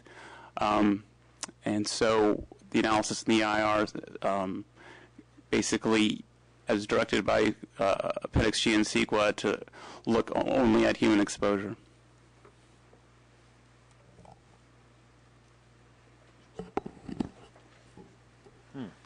I think there was a few more that I noted, and I'm hoping to have clarification on those issues as well. Could we speak to the whole, the comment about the energy resources availability to our city? How was that accounted for, or was it accounted for? I mean, about the community choice aggregation and that discussion. Yes. Again, the CEQA standard is wasteful use of energy.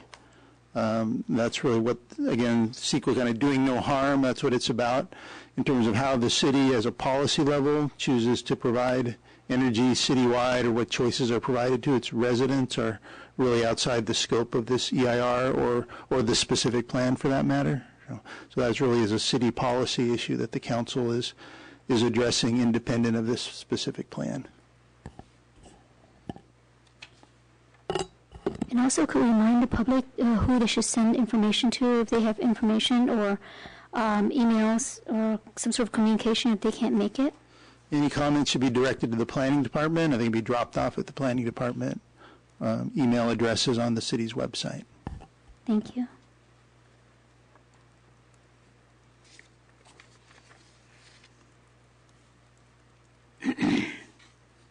I think that's all I have here.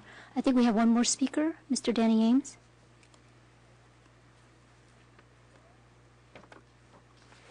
Thank you, Danny Ames.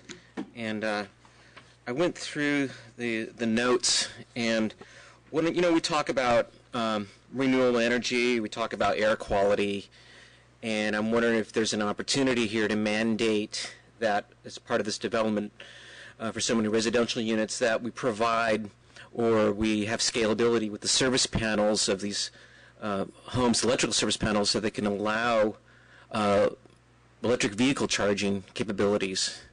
Because it's really expensive to do this after the fact, and it seems to me that if we're going to put in a lot of possible renewable solar energy things, and we're talking about clean air, electric vehicles kind of lend themselves to that, and nowhere in here am I seeing any kind of requirement for this project that we allow for electrical vehicle charging, and it seems kind of ludicrous that it's been left out. Maybe I'm blind, maybe there's somewhere it was included, but I haven't found anything in this information that allows for electrical vehicle charging. I think you have to go through 6,000 pages to find that out. But it seems kind of like a glaring oversight. I don't think it's there. If you ask me, and that it should be really mandatory as a part of the development, that there be, and also I'd like to say for the record that it doesn't have to be anything expensive. The conduit can be in there. You can just have enough circuit breaker spots in the panels, so this would be like an electrical permit process. What I don't want to see is also having to put in, people think, oh, you need a $1,000 charging unit. No, you don't. You just need basically 30 amps, 240, really, and you can, accommodate almost any modern electric vehicle. If we want to get technical, we want to say something like we want to be able to support a 6.5 kW charger. That's the common standard these days for electrical vehicle charging. It's a very common thing. And also 110 outlets work pretty good. You can actually charge a vehicle 5 miles per 1 hour, so at the end of an 8-hour or 10-hour day, you can get another 40, 60 miles on a 110 outlet, and the cost is peanuts.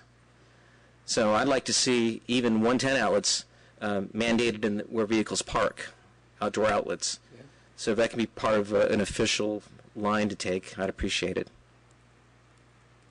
Thank you. Did you actually, could we have our expert, could our consultant respond? Maybe that'll address some of the... Okay, yeah. Let's utilize our experts. There we go. I actually drive an electric vehicle, so I can answer that one.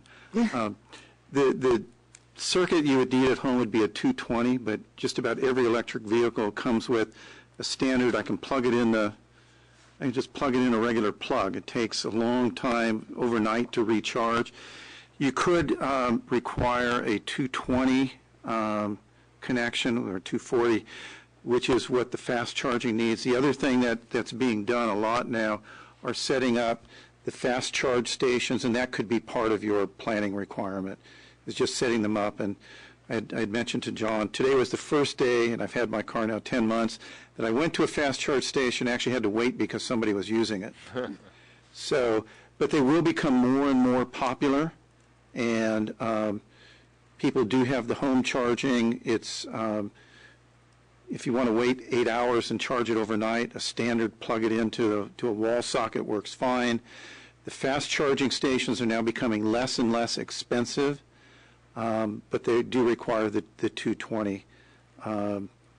Where you have multifamily development and office complexes, it's a little bit different situation, and those kinds of requirements can be written in as part of your planning decision.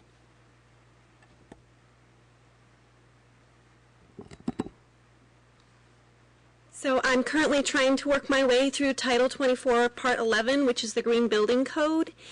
And I believe in there, I haven't gotten to this part yet, but I was told that all new housing has to be charger ready. So that is not in the DEIR, but it is in the new Green Building Code.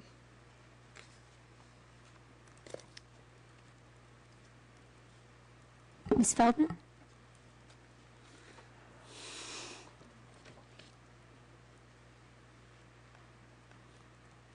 Maybe we just didn't get to it yet, but I'm still curious what happened to mitigation measure 4F1, which listed a whole bunch of greenhouse gas mitigations for this project, but somehow was eliminated from the final EIR.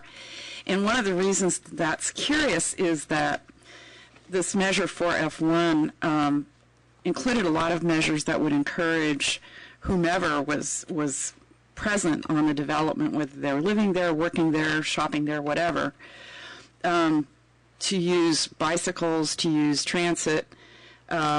Certainly for people who were working on the site, it would require that information be provided as far as transportation alternatives to employees. So if everybody really does intend to diminish car trips, then something like this mitigation measure 4F1, I think should be added as a condition for any kind of development on the Baylands. Thank you.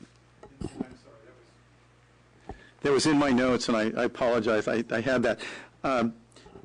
Again, that's from the CEQA do no harm, since there's not a significant impact. It's not a mitigation measure, but it would be a good idea to include that measure as part of your planning decision as a requirement for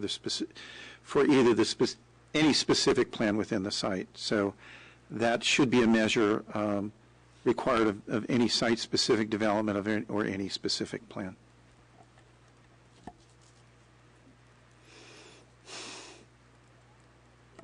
Anyone else? Mr. Diaz.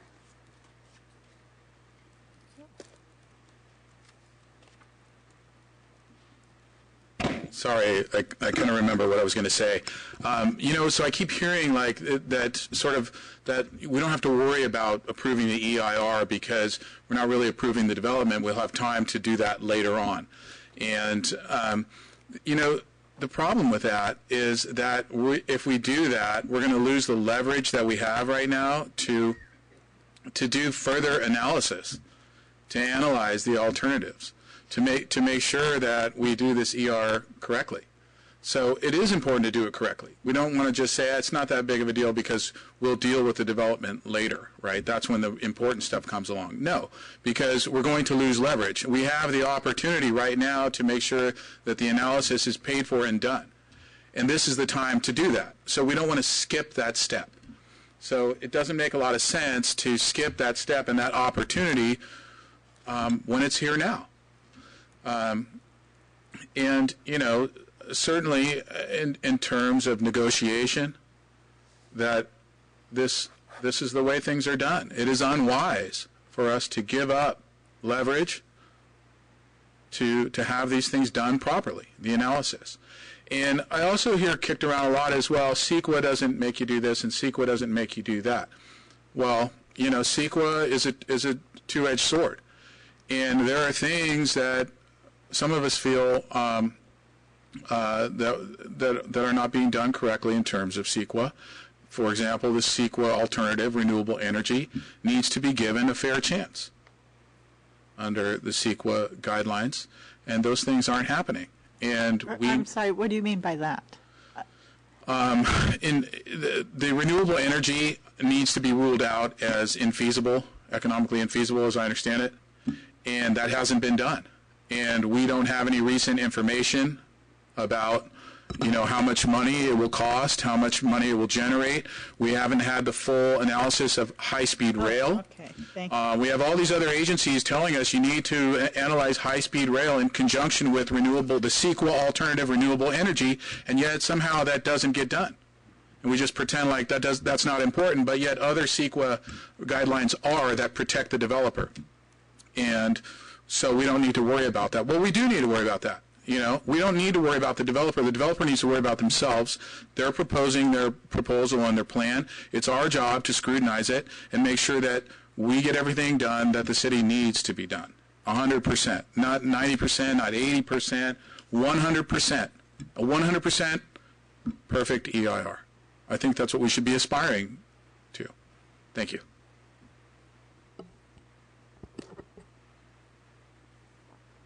Lloyd?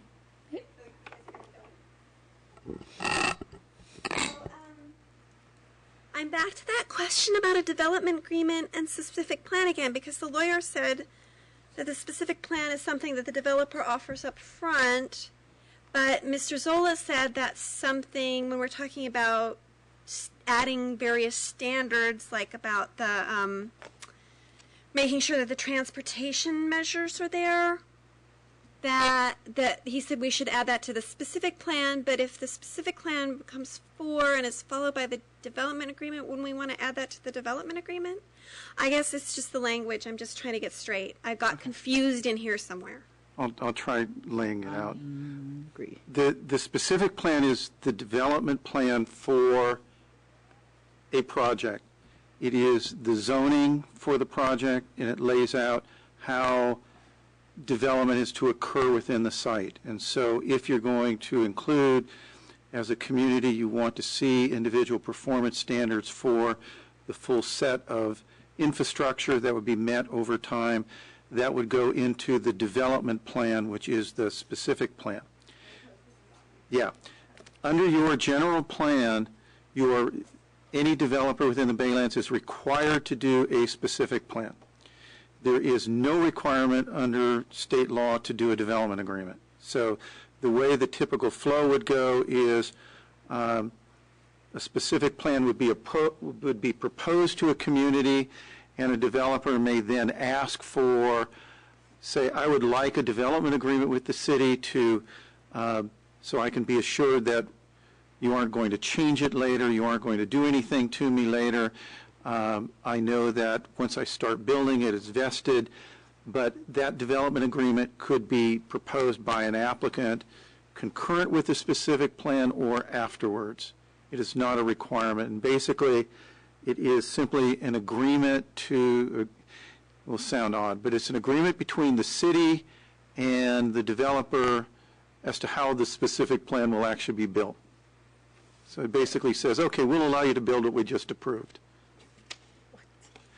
There are many, because once a specific plan is approved, it is city zoning and a city document, and developer is asking you with a development agreement for protection against changing that.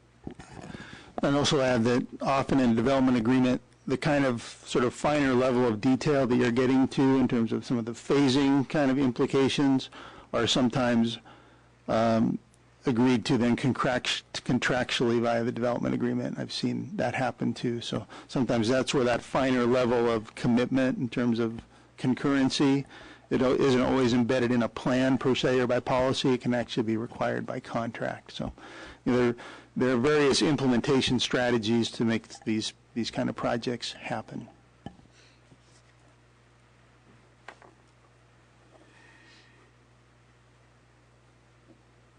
Ms. Miller? As long as there seems to be some time for really getting into some of the questions that we still have in mind. I have one that has to do with the whole process that I've heard about. I heard that you're dealing with the EIR, and the question of the general plan is what you're being proposed here, the specific plan. Is it implementing the general plan? If not, then do you want to change the general plan? And I thought that you had the option, or that was even expected, that you would look at the EIR and sort of get a general picture of what it would mean in terms of the developer's specific plan. And then you could say, well, it has to be modified. There has to be some other way. And that you would, at that point, say the EIR is not ready to be certified, but this is what we would like to recommend to the council as a land use plan, as a potential other specific plan. Instead of approving the developers, you could even deny it and suggest something else. I think that's your privilege here. Am I right? Yeah.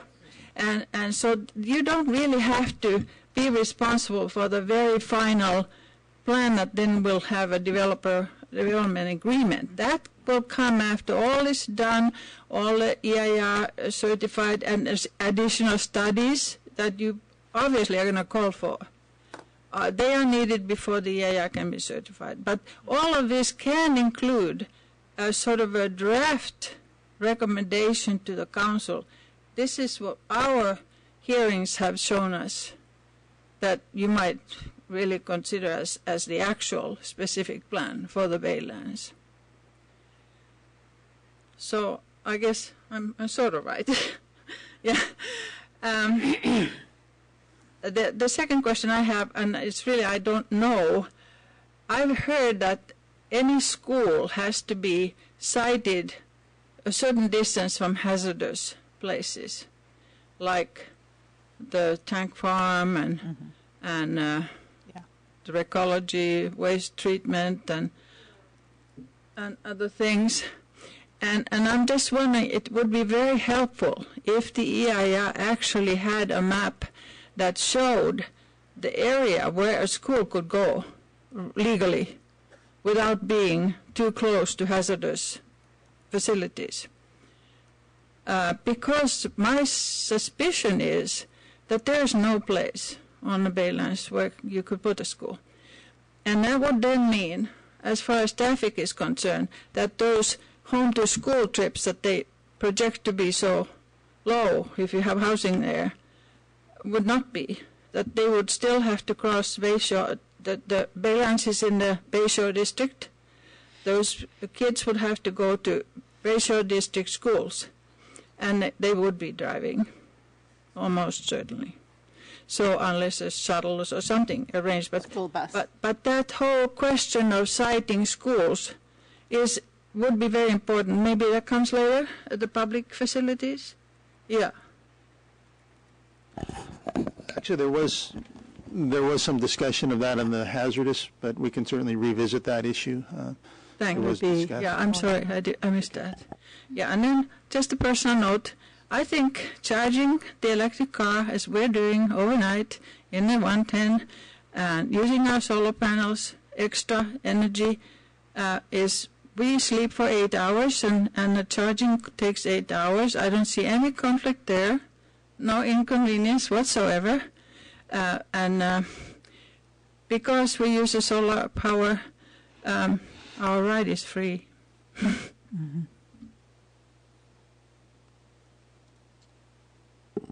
Thank you. At the risk of redundancy, after all of that discussion, I'm feeling that people are still not really clear what the CEQA and the process of that and then where you put the modifications in. Could you quickly summarize that? I'm not sure. Could you give me the question again? Could you quickly summarize like CEQA, the process of it, and where modifications and recommendations would come in? Okay. I'm feeling like people are seeing parts and bits of the timeline and not seeing the entire timeline. If you see the entire timeline, I'm hoping that we will have better clarification. Okay, let's fast forward to the end of the hearings and the end of your deliberations, and we use a scenario where you as a commission, there were several different options, and the option that I'll focus on would be, you mentioned earlier, a hybrid concept. So you would recommend a concept different from the existing scenarios, different from the existing alternatives, and say this is what we believe ought to be adopted, ought to be approved by the city. You would identify that in general because there's no way in a public hearing you're going to lay out an entire plan.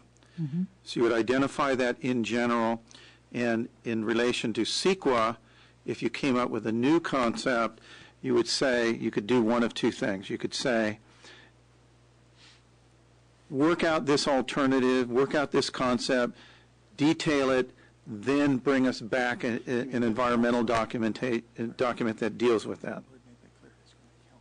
Yeah, this is what the council would ultimately do, that they would say, bring us back a document that addresses this concept. You as a commission would simply say, we believe that this is what ought to be adopted, and we recommend that that's what council adopt, and we don't need to certify the EIR because you can bring analyze that concept.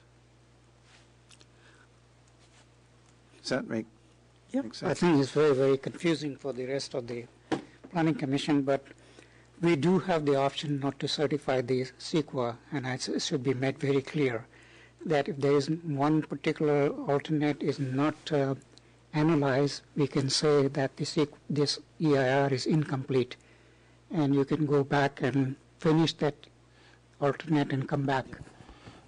Again, anything you will do is in the form of a recommendation to the Yes. council. But, so as long as you're clear, yes, you could say you want alternative X.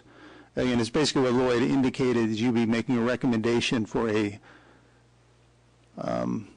plan, right? That's what you'd be, if you, certainly the EIR, well, we can talk about that, but there's, we already are very comfortable. We have a reasonable and adequate range of alternatives that are studied in the EIR. Again, if there's an alternative that you want to recommend to the council that should be studied, that's your prerogative. And also some of the things that were brought out here that were not analyzed properly, there are concerns regarding that.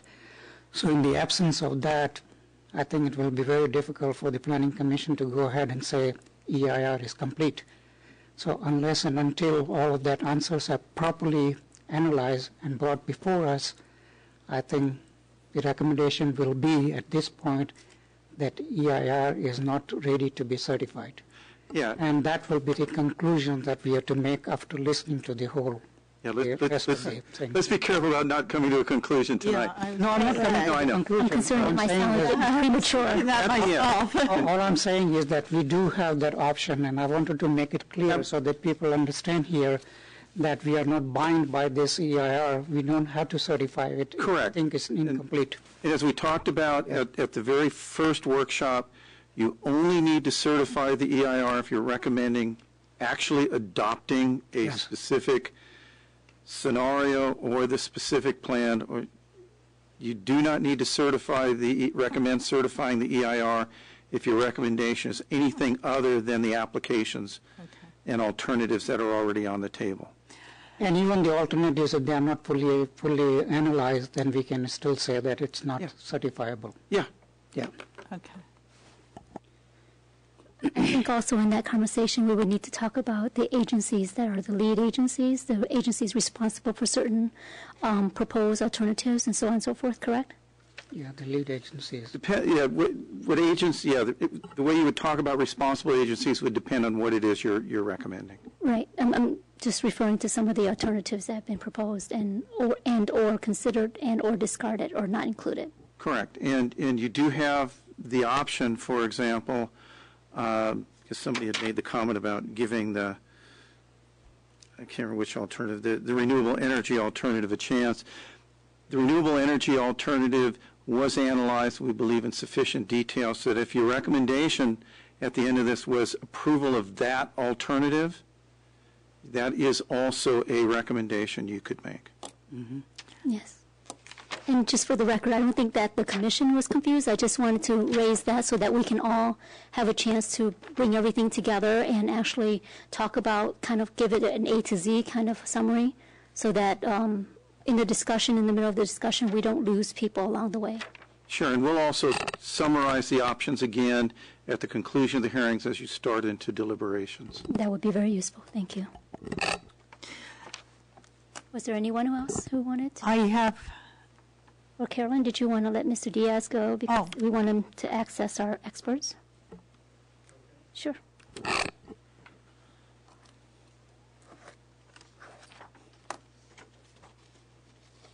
Sorry, Joel Diaz again. Yeah, I just feel compelled to speak because I do have some experience with development agreements and some of the stuff that goes on.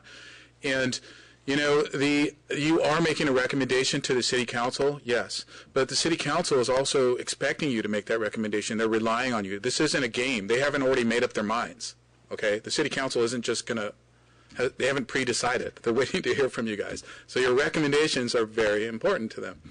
In terms of the development agreement, since people brought this up, I want to talk about it.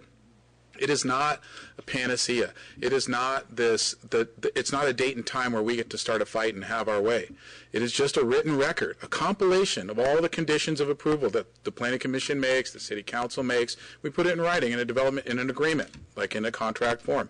The developer does not have to agree to it. I mean, another term for development agreement could be lawsuit. That's when people get sued. That's when multi-million-dollar or multi-billion-dollar companies sue the city of Brisbane. That will be the opportunity. And if we have no leverage, guess who wins? The developer wins. And let me just give you an example. If the developer can wait 10 or 20 years to develop, and the city, and we want it developed in 1 or 2 years, guess who's at a disadvantage? Already this proposal tells us that it won't be completed until 2035. We're already at a disadvantage. Do not count on the development agreement as a panacea, as a succor, as a way to solve all the problems. It's not going to happen. I've heard people say that before, too. It doesn't work that way. All they have to do is read our budget for the city. We are weak, financially weak. That's it. Thanks. Okay. I have a couple of questions. One question I would like to ask is the member of the City Council who is going to the Marin County Agri Group meetings. Could we request that this City Council member actually make a report? I heard that whoever it is has not been making a report, so that we can get more information. That's one question. The other one is, I'd like to go back to the original discussions we had about the CEQA process, and that was a couple of years ago. When my understanding is once a CEQA project is approved, then it's going to be very difficult to change it. So, am I wrong? That's what I'm trying to understand. That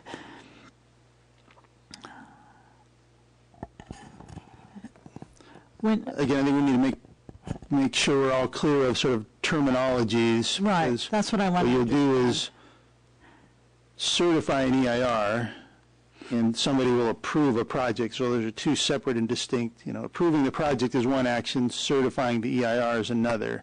So I guess my question is, given those are two different sort of activities and actions that are taken, what is your concern? I'm not quite. They seem a little conflated at this point. That's why I wanted some information. Dredging up from memory, which is a very bad place to be. I remember that you said in Mr. Zola that once an EIR is certified, it's very difficult to go back and change the project. Project's probably the wrong word. Do you have any clue of what I'm referring to? Because, I mean, remembering something from 2 years ago is at best strange. Yeah, I mean, there are rules as to how you would go back. Right. Let's assume a project is approved, an EIR is certified. You would have the ability to amend the project. You can amend a general plan in the same way it was adopted. You can amend a specific plan at city council level. You can amend conditional use permits. And then what would happen is, so if a specific plan is approved by vote of the city council, it can go back for amendment to the city council. If a conditional use permit or other development permit were approved by the planning commission could amend it. If there was an EIR certified on the original project, when you amend the project, you would then go back and look at the original EIR and have to do additional CEQA work to determine, does the revised project, what are the impacts of the revised project? Do they raise issues over and above what was identified in the original EIR? So there are procedures laid out in CEQA as to how you deal with environmental analysis for subsequent site-specific development projects, as well as how you would handle revisions to your original approval. So it's really not a matter of difficult, but there is a procedure laid out as to how you handle that environmental review. And every amendment or revision to the original project will require some level of environmental review. Each site-specific development will also require environmental review under CEQA. Okay, so my question is, at the end of this process, we become visionaries, and we want to plunk something in this part and put something there, and we're recommending it to the city council, and then they make modifications and change it, and then the EIR is approved. And then we decide somewhere along the line that, oh, this is really a drastically bad idea. How difficult is it to go ahead and change something at that point?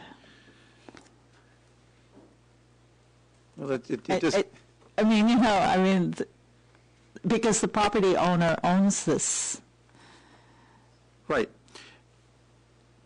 The general plan is the city's general plan. Correct. A specific plan, when adopted, is the city's specific plan, no matter who proposed it to you in the first place. So you have the ability to go back and amend those documents. You have the ability, even approving a conditional use permit, a site development project, site-specific development. You have the right to go back and amend or modify any of the approvals that you go through right now, that you're going through and looking at right now.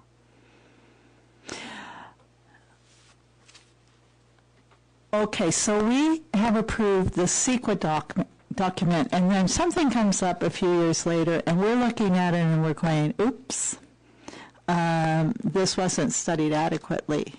Then we're kind of stuck. Is that correct? No, you're not. And actually, the way that CEQA would work is if you had a site-specific development project, or you're looking at a modification of the approved project, and the original EIR does not address issues of what's now in front of you, there is a process under CEQA that you would analyze whatever changes have occurred, whatever new studies need to be done.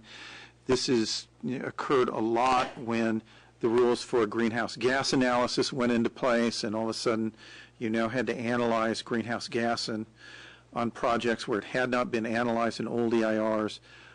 So CEQA has a process to deal with that, and it's you just follow the rules at the time. Okay. And you do the analysis that needs to be done as things change. And it's not just it's nice to do, but you're required under the law to do those kinds of analyses as conditions change. What about if the conditions didn't change and the Planning Commission at some point didn't consider that, and all of a sudden they found out that we missed that? Yeah, that would be that would be under the form of an amendment to the project. Yeah. So if you were amending a specific plan, if you're amending a conditional use permit, that itself would be subject to CEQA, and you'd have to analyze the change that you wanted to make. There's nothing at the end of this process that you will be asked to do that is set in concrete such that it can't be undone or redone if you think at some point, if the city decides at some point it needs to be redone. Thank you for that clarification. Okay. Ms. Miller. I'm sorry to be so persistent, but first of all, it's not the Marine Green Energy Program that I said Peninsula. Yeah, Peninsula, and it is one council member is a representative to the advisory committee. Advisory. And another one is an alternate, and they have both attended once, I think, at least, but no report. And if you want a report, I think you should address it to the mayor or the council or staff. The other thing about your concern about the EIR not being changed has happened, in my experience, many times. There is a massive EIR, then comes some other project that's related to it, and a negative declaration is the typical political decision. Even though there may have been changes that would require a new environmental assessment, it's stated, oh well, yeah, it's not a significant impact, and a negative declaration. You've done it yourselves many times, and that we really like the housing element. So this is what you have to watch for.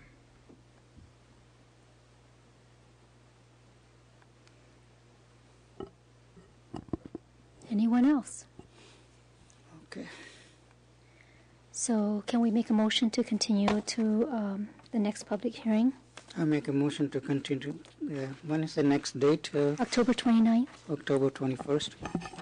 29th. 29th, okay.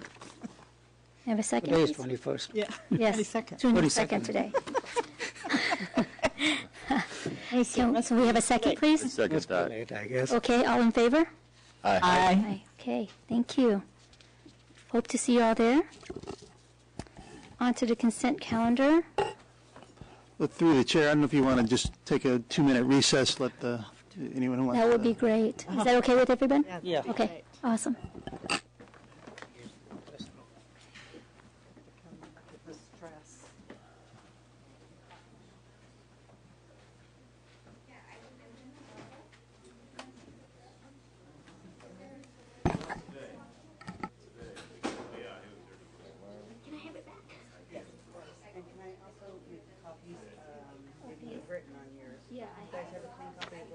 I do.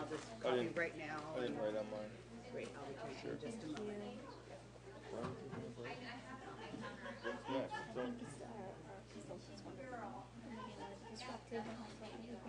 next? Oh, I thought all we have to do is we're done. I think use the consent calendar and we're done. I think so too, but they wanna, Oh. they had to leave. Maybe he's gonna ask, I'm sure he has a reason. Yeah.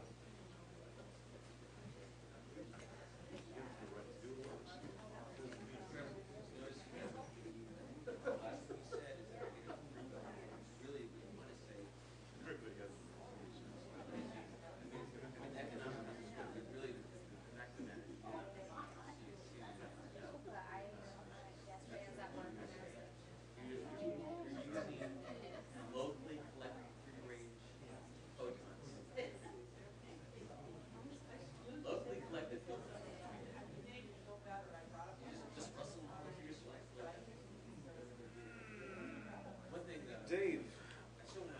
Yes, sir. I haven't seen a bill from you yet. Yeah. You've been working with Tim? What's going on? There was one other tree I was just trying to settle before I wanted to complete the whole thing. There's one tree that he said I have to submit. You need to get a permit for it. Well, he said that the city would most likely approve it, and so then I wouldn't have to pay for it. Oh, okay. So I'm trying that first, and when I get that answer, then I'll drop I a note saw off. the trimming of that the line of trees along Humboldt, Yeah. and there was the tree that we talked about, and that must be what you're discussing Yeah. right now as far as the city is concerned. Yeah. So I was wondering. It's funny. One chunk that was trimmed was it Tim and his guys Yeah. who did that? Yeah. One chunk is stuck on a line. Oh, is it? Yeah. It's just hanging. I'll have to tell him to get that out. I didn't see that. Okay. Well, I called PG&E and I said, yeah, because I don't know, maybe this is a fire hazard or something Right. like that. But they said, well, actually, we looked at it and it's not a power plant, so we're not going to take it down. I was like, it's like you looked at it. Why don't you just pull it out? Why don't you just get your guy up there and pull it up? And they refuse to do it. So I don't know whether it's a phone line or what it is. I think it's a phone line. Is it a phone line? Yeah, that line. So it's just hanging line. It's been there ever since. I thought, when the wind comes, we get some windy weather, it'll blow it down. But no, there was. The wind came and it those things just stuck on there. The higher the squirrels, it's pulled down. Thanks. So anyway, all right. But thanks for checking. When I get the final answer, then I'll let you know. Good to know. Right. Thanks, man. Yes, you bet.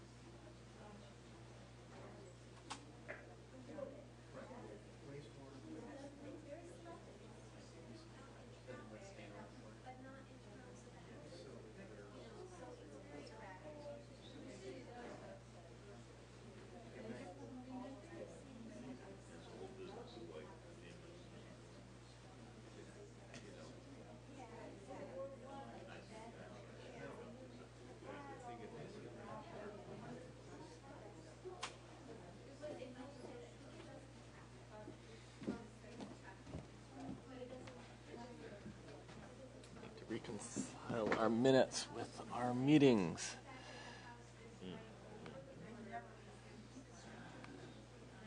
Where did they go? Too many windows. Can't cope with too many windows. I need like a magic computer. I mean, I already have 8 desktops or 7 or 8 desktops. But yes, just to deal with this stuff. One. Yeah. One screen per desktop. I need the whole thing to go into a mode, so I can say I'm in work mode. I'm in city council mode. Oh yeah, that'd like a setting for. The desktops don't cover it. I need multiple desktops for every mode that I'm in. Yeah, I guess you could set up multiple users. You know, like right? You could have accounts, and you could city council, and then you go in, and it has all your stuff there. That would be rough, though. It's kind of interesting because, like, I have one. If my wife is using my computer, I have, she has her settings. Instead of going on mine, she goes, and all her stuff's in place. And September 24th.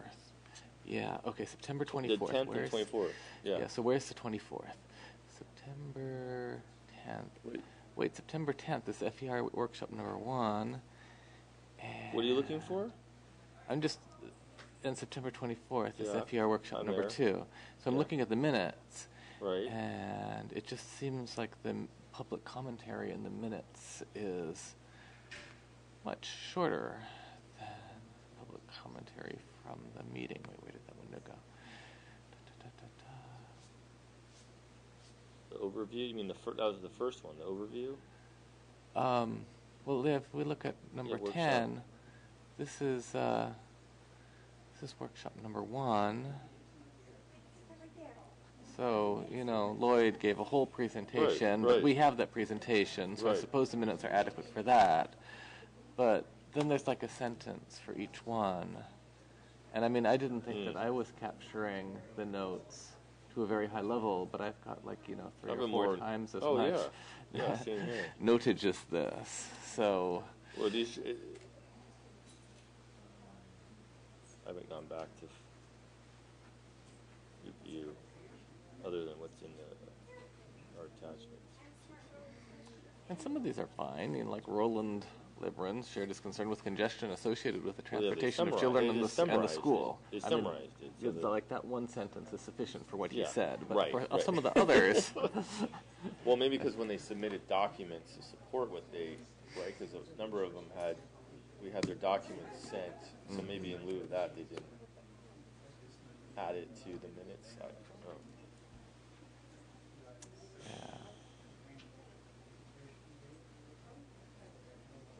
I've been keeping all these in a separate folder at home, so all their comments. Yeah, I've got a bunch of stuff on my computer and a big pile of paper and...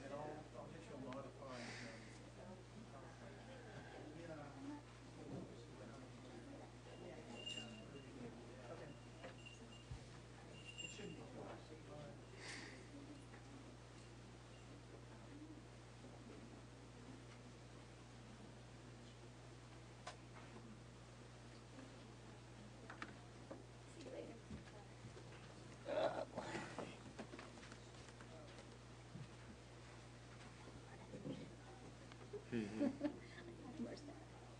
I think that was the 2 minutes. Yeah. Oh, 2 minutes. Carolyn? Oh, here she comes. Oh, yeah. And I think Carolyn. I saw her driving off.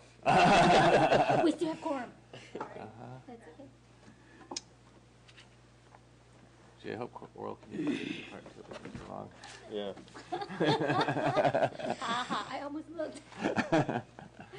Made you look. Silent. For a change. Okay. All right. Now we have the full house. We can start the meeting again. Everybody. We were hoping you stay with us. Yeah, right. Okay. Well, thanks. The mic. Thank you, Ms. Feldman.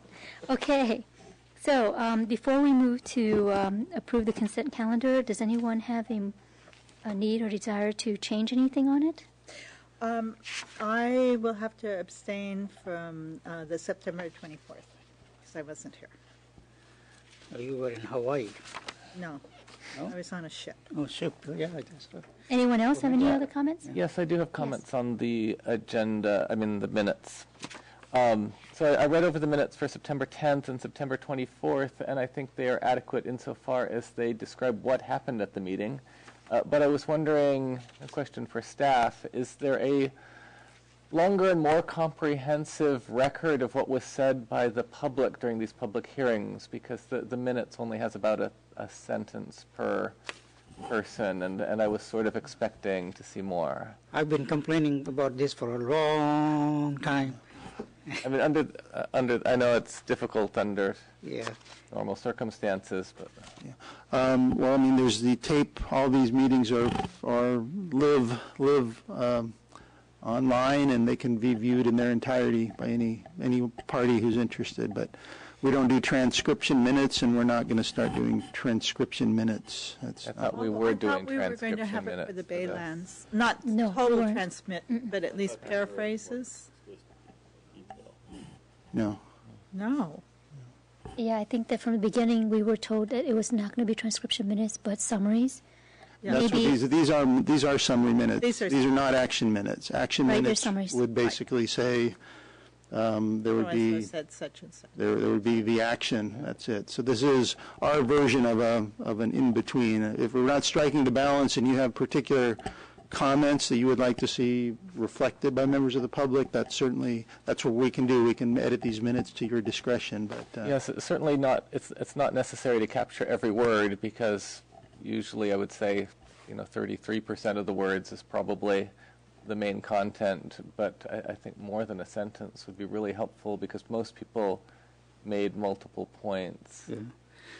I think these are very, very condensed version of what happened, and I think the reason was given as because of the staffing problem at one time, and you didn't want to do that, and this continues because I mentioned several times that we tried to approve this consent in the minutes of the meeting, but there is not much there to see what was said and what was not said. So what's the purpose of going through this exercise? Yeah, I mean, I shared my notes from the first two meetings with staff, but I stopped doing it after the first two because I was under the impression that my notes weren't as accurate as what was being taken off of the, recorded here, and I also presumed from that it would be more comprehensive. So, I'm not quite sure what to recommend, but I would like to see a complete, not word for word, but complete record of the points that we made. And I can't capture every point, but I've gotten Also, at least the names of the people who were present here and make the presentation. So you can say so and so said that, but doesn't have to have every detail on that, but at least list of the presenters. Already have the name. Yeah, so that's they have the helpful. name. Yeah, not all the people that presented that, is it? yes, that's a complete list of the people. Everyone is on here, but I think everyone, it's a summary of what everyone spoke of, and not word for word. So I guess the question is that what would be the balance, John? Well, I mean, we'll keep working at it. Obviously, this isn't the balance according to the commissioners, so, we'll try to put more detail, but There's just an awful lot that we're going to have to be working off of. I think the other thing, too, is these weren't even a public hearing, and these were comments that were made at a workshop, so these, I wouldn't suspect, the minutes for the, I suspect the minutes for the public hearings will be, again, our intent is to make sure that whoever reads these gets the overall gist of somebody's comments. Because our first public hearing is not until October 1st. I'm sorry, in the late hour, I missed FER Workshop 1 with Public Hearing 1. Okay. So we haven't seen Public Hearing 1, so maybe... No, it's not until October 1st. Okay, so I think we can go ahead and approve the minutes we have here and see how the public hearing... And certainly I'm willing to entertain that if what we've given you is not sufficient for the public hearing. We'll try to work together to make sure we have a work product that... and there's also a trade-off, too, between getting these to you in a fairly timely way versus, certainly if we were to have them transcribed and then edit them, you could easily get them 4 months from now if given workload and whatnot. So there is a trade-off between time and sort of what's feasible. Can we give our decision 4 months from now? So if we anyway, but we'll try to do our best to make sure you get a work product that. Well, two of you might be leaving. Before we even come up with something. Who knows? With that discussion, can we approve the consent calendar, or is there more discussion? No? We'll make a motion to approve the consent calendar. I'll second. All in favor? Aye. Okay, excellent. Thanks, Sean, for accommodating us. In terms of oral communications, I see no one in the audience. I'm assuming there is none. Sorry, it's a late hour. 10:10. So I just have to make a note for the record. We have to be able to smile here. Okay, written communications. I have the letter from Colleen Mackin read by Barbara Ebel at the last public hearing, and she's kindly submitted a copy. Thank you. We have the FEI comments on traffic and transportation from Ms. Miller. Thank you. And then we also have a letter that is dated October 1st, 2015, and the subject is noise insulation measure for Brisbane Baylands Project Residential Development, written to Mr. John Zwicky and signed by Mr. John Beringer, who is the Airport Planning Director, Bureau of Planning and Environmental Affairs. So all three will be included in the record. Thank you very much. And any items initiated by the staff? It states here none. I do have three sort of verbal updates. One is mentioned earlier in the public hearing that I just want to remind the commission there is the hearing or the workshop next Tuesday night at the council, the 27th. There's a presentation of the community survey results. So strongly encourage you to either attend or at least view it. Okay, that's Tuesday night. Tuesday, 7:30.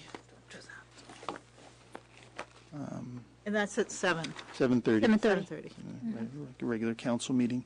And then the other item is just a reminder, there is that Parkside pop-up workshop on Old County Road this Saturday at 10 to 12:30. So again, we encourage everyone to get out there and participate. Hopefully we'll get a lot of good input. And so I wanted to remind you of that. I think you've all seen the material on that.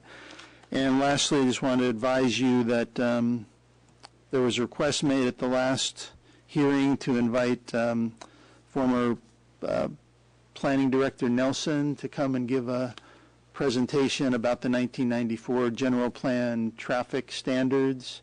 We made that contact with her, and she has respectfully declined your invitation, so you will not be seeing her at any upcoming meetings on this topic. So I want the commission to know that. Thank you for following up. Thank you. So items initiated by commission, I have an item to share, which is that there is going to be, John, correct me if I'm wrong, but a stakeholders group meeting of about maybe 60 minutes to discuss the Parkside at Brisbane Village plan.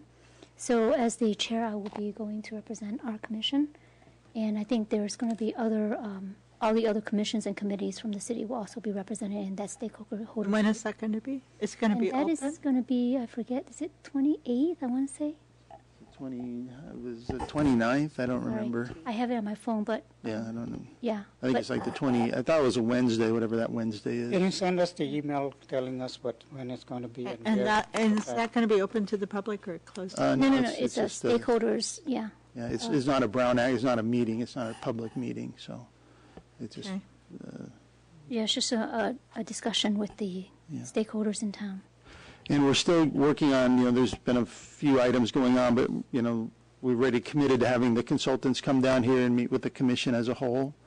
We haven't forgotten about that, it's just a matter of getting that scheduled, so I know that had been specific, and the Parkside consultants. So that's still happening. This is an extra event. Okay. Any other updates from the commission? No? So may I have a motion to adjourn to the special meeting of October 29th at 7:30? You said that so well. I motion to adjourn to the public meeting of October 29th. I second it. We have 2 seconds. All in favor? Aye. Aye. Good night. Thank you. You work today.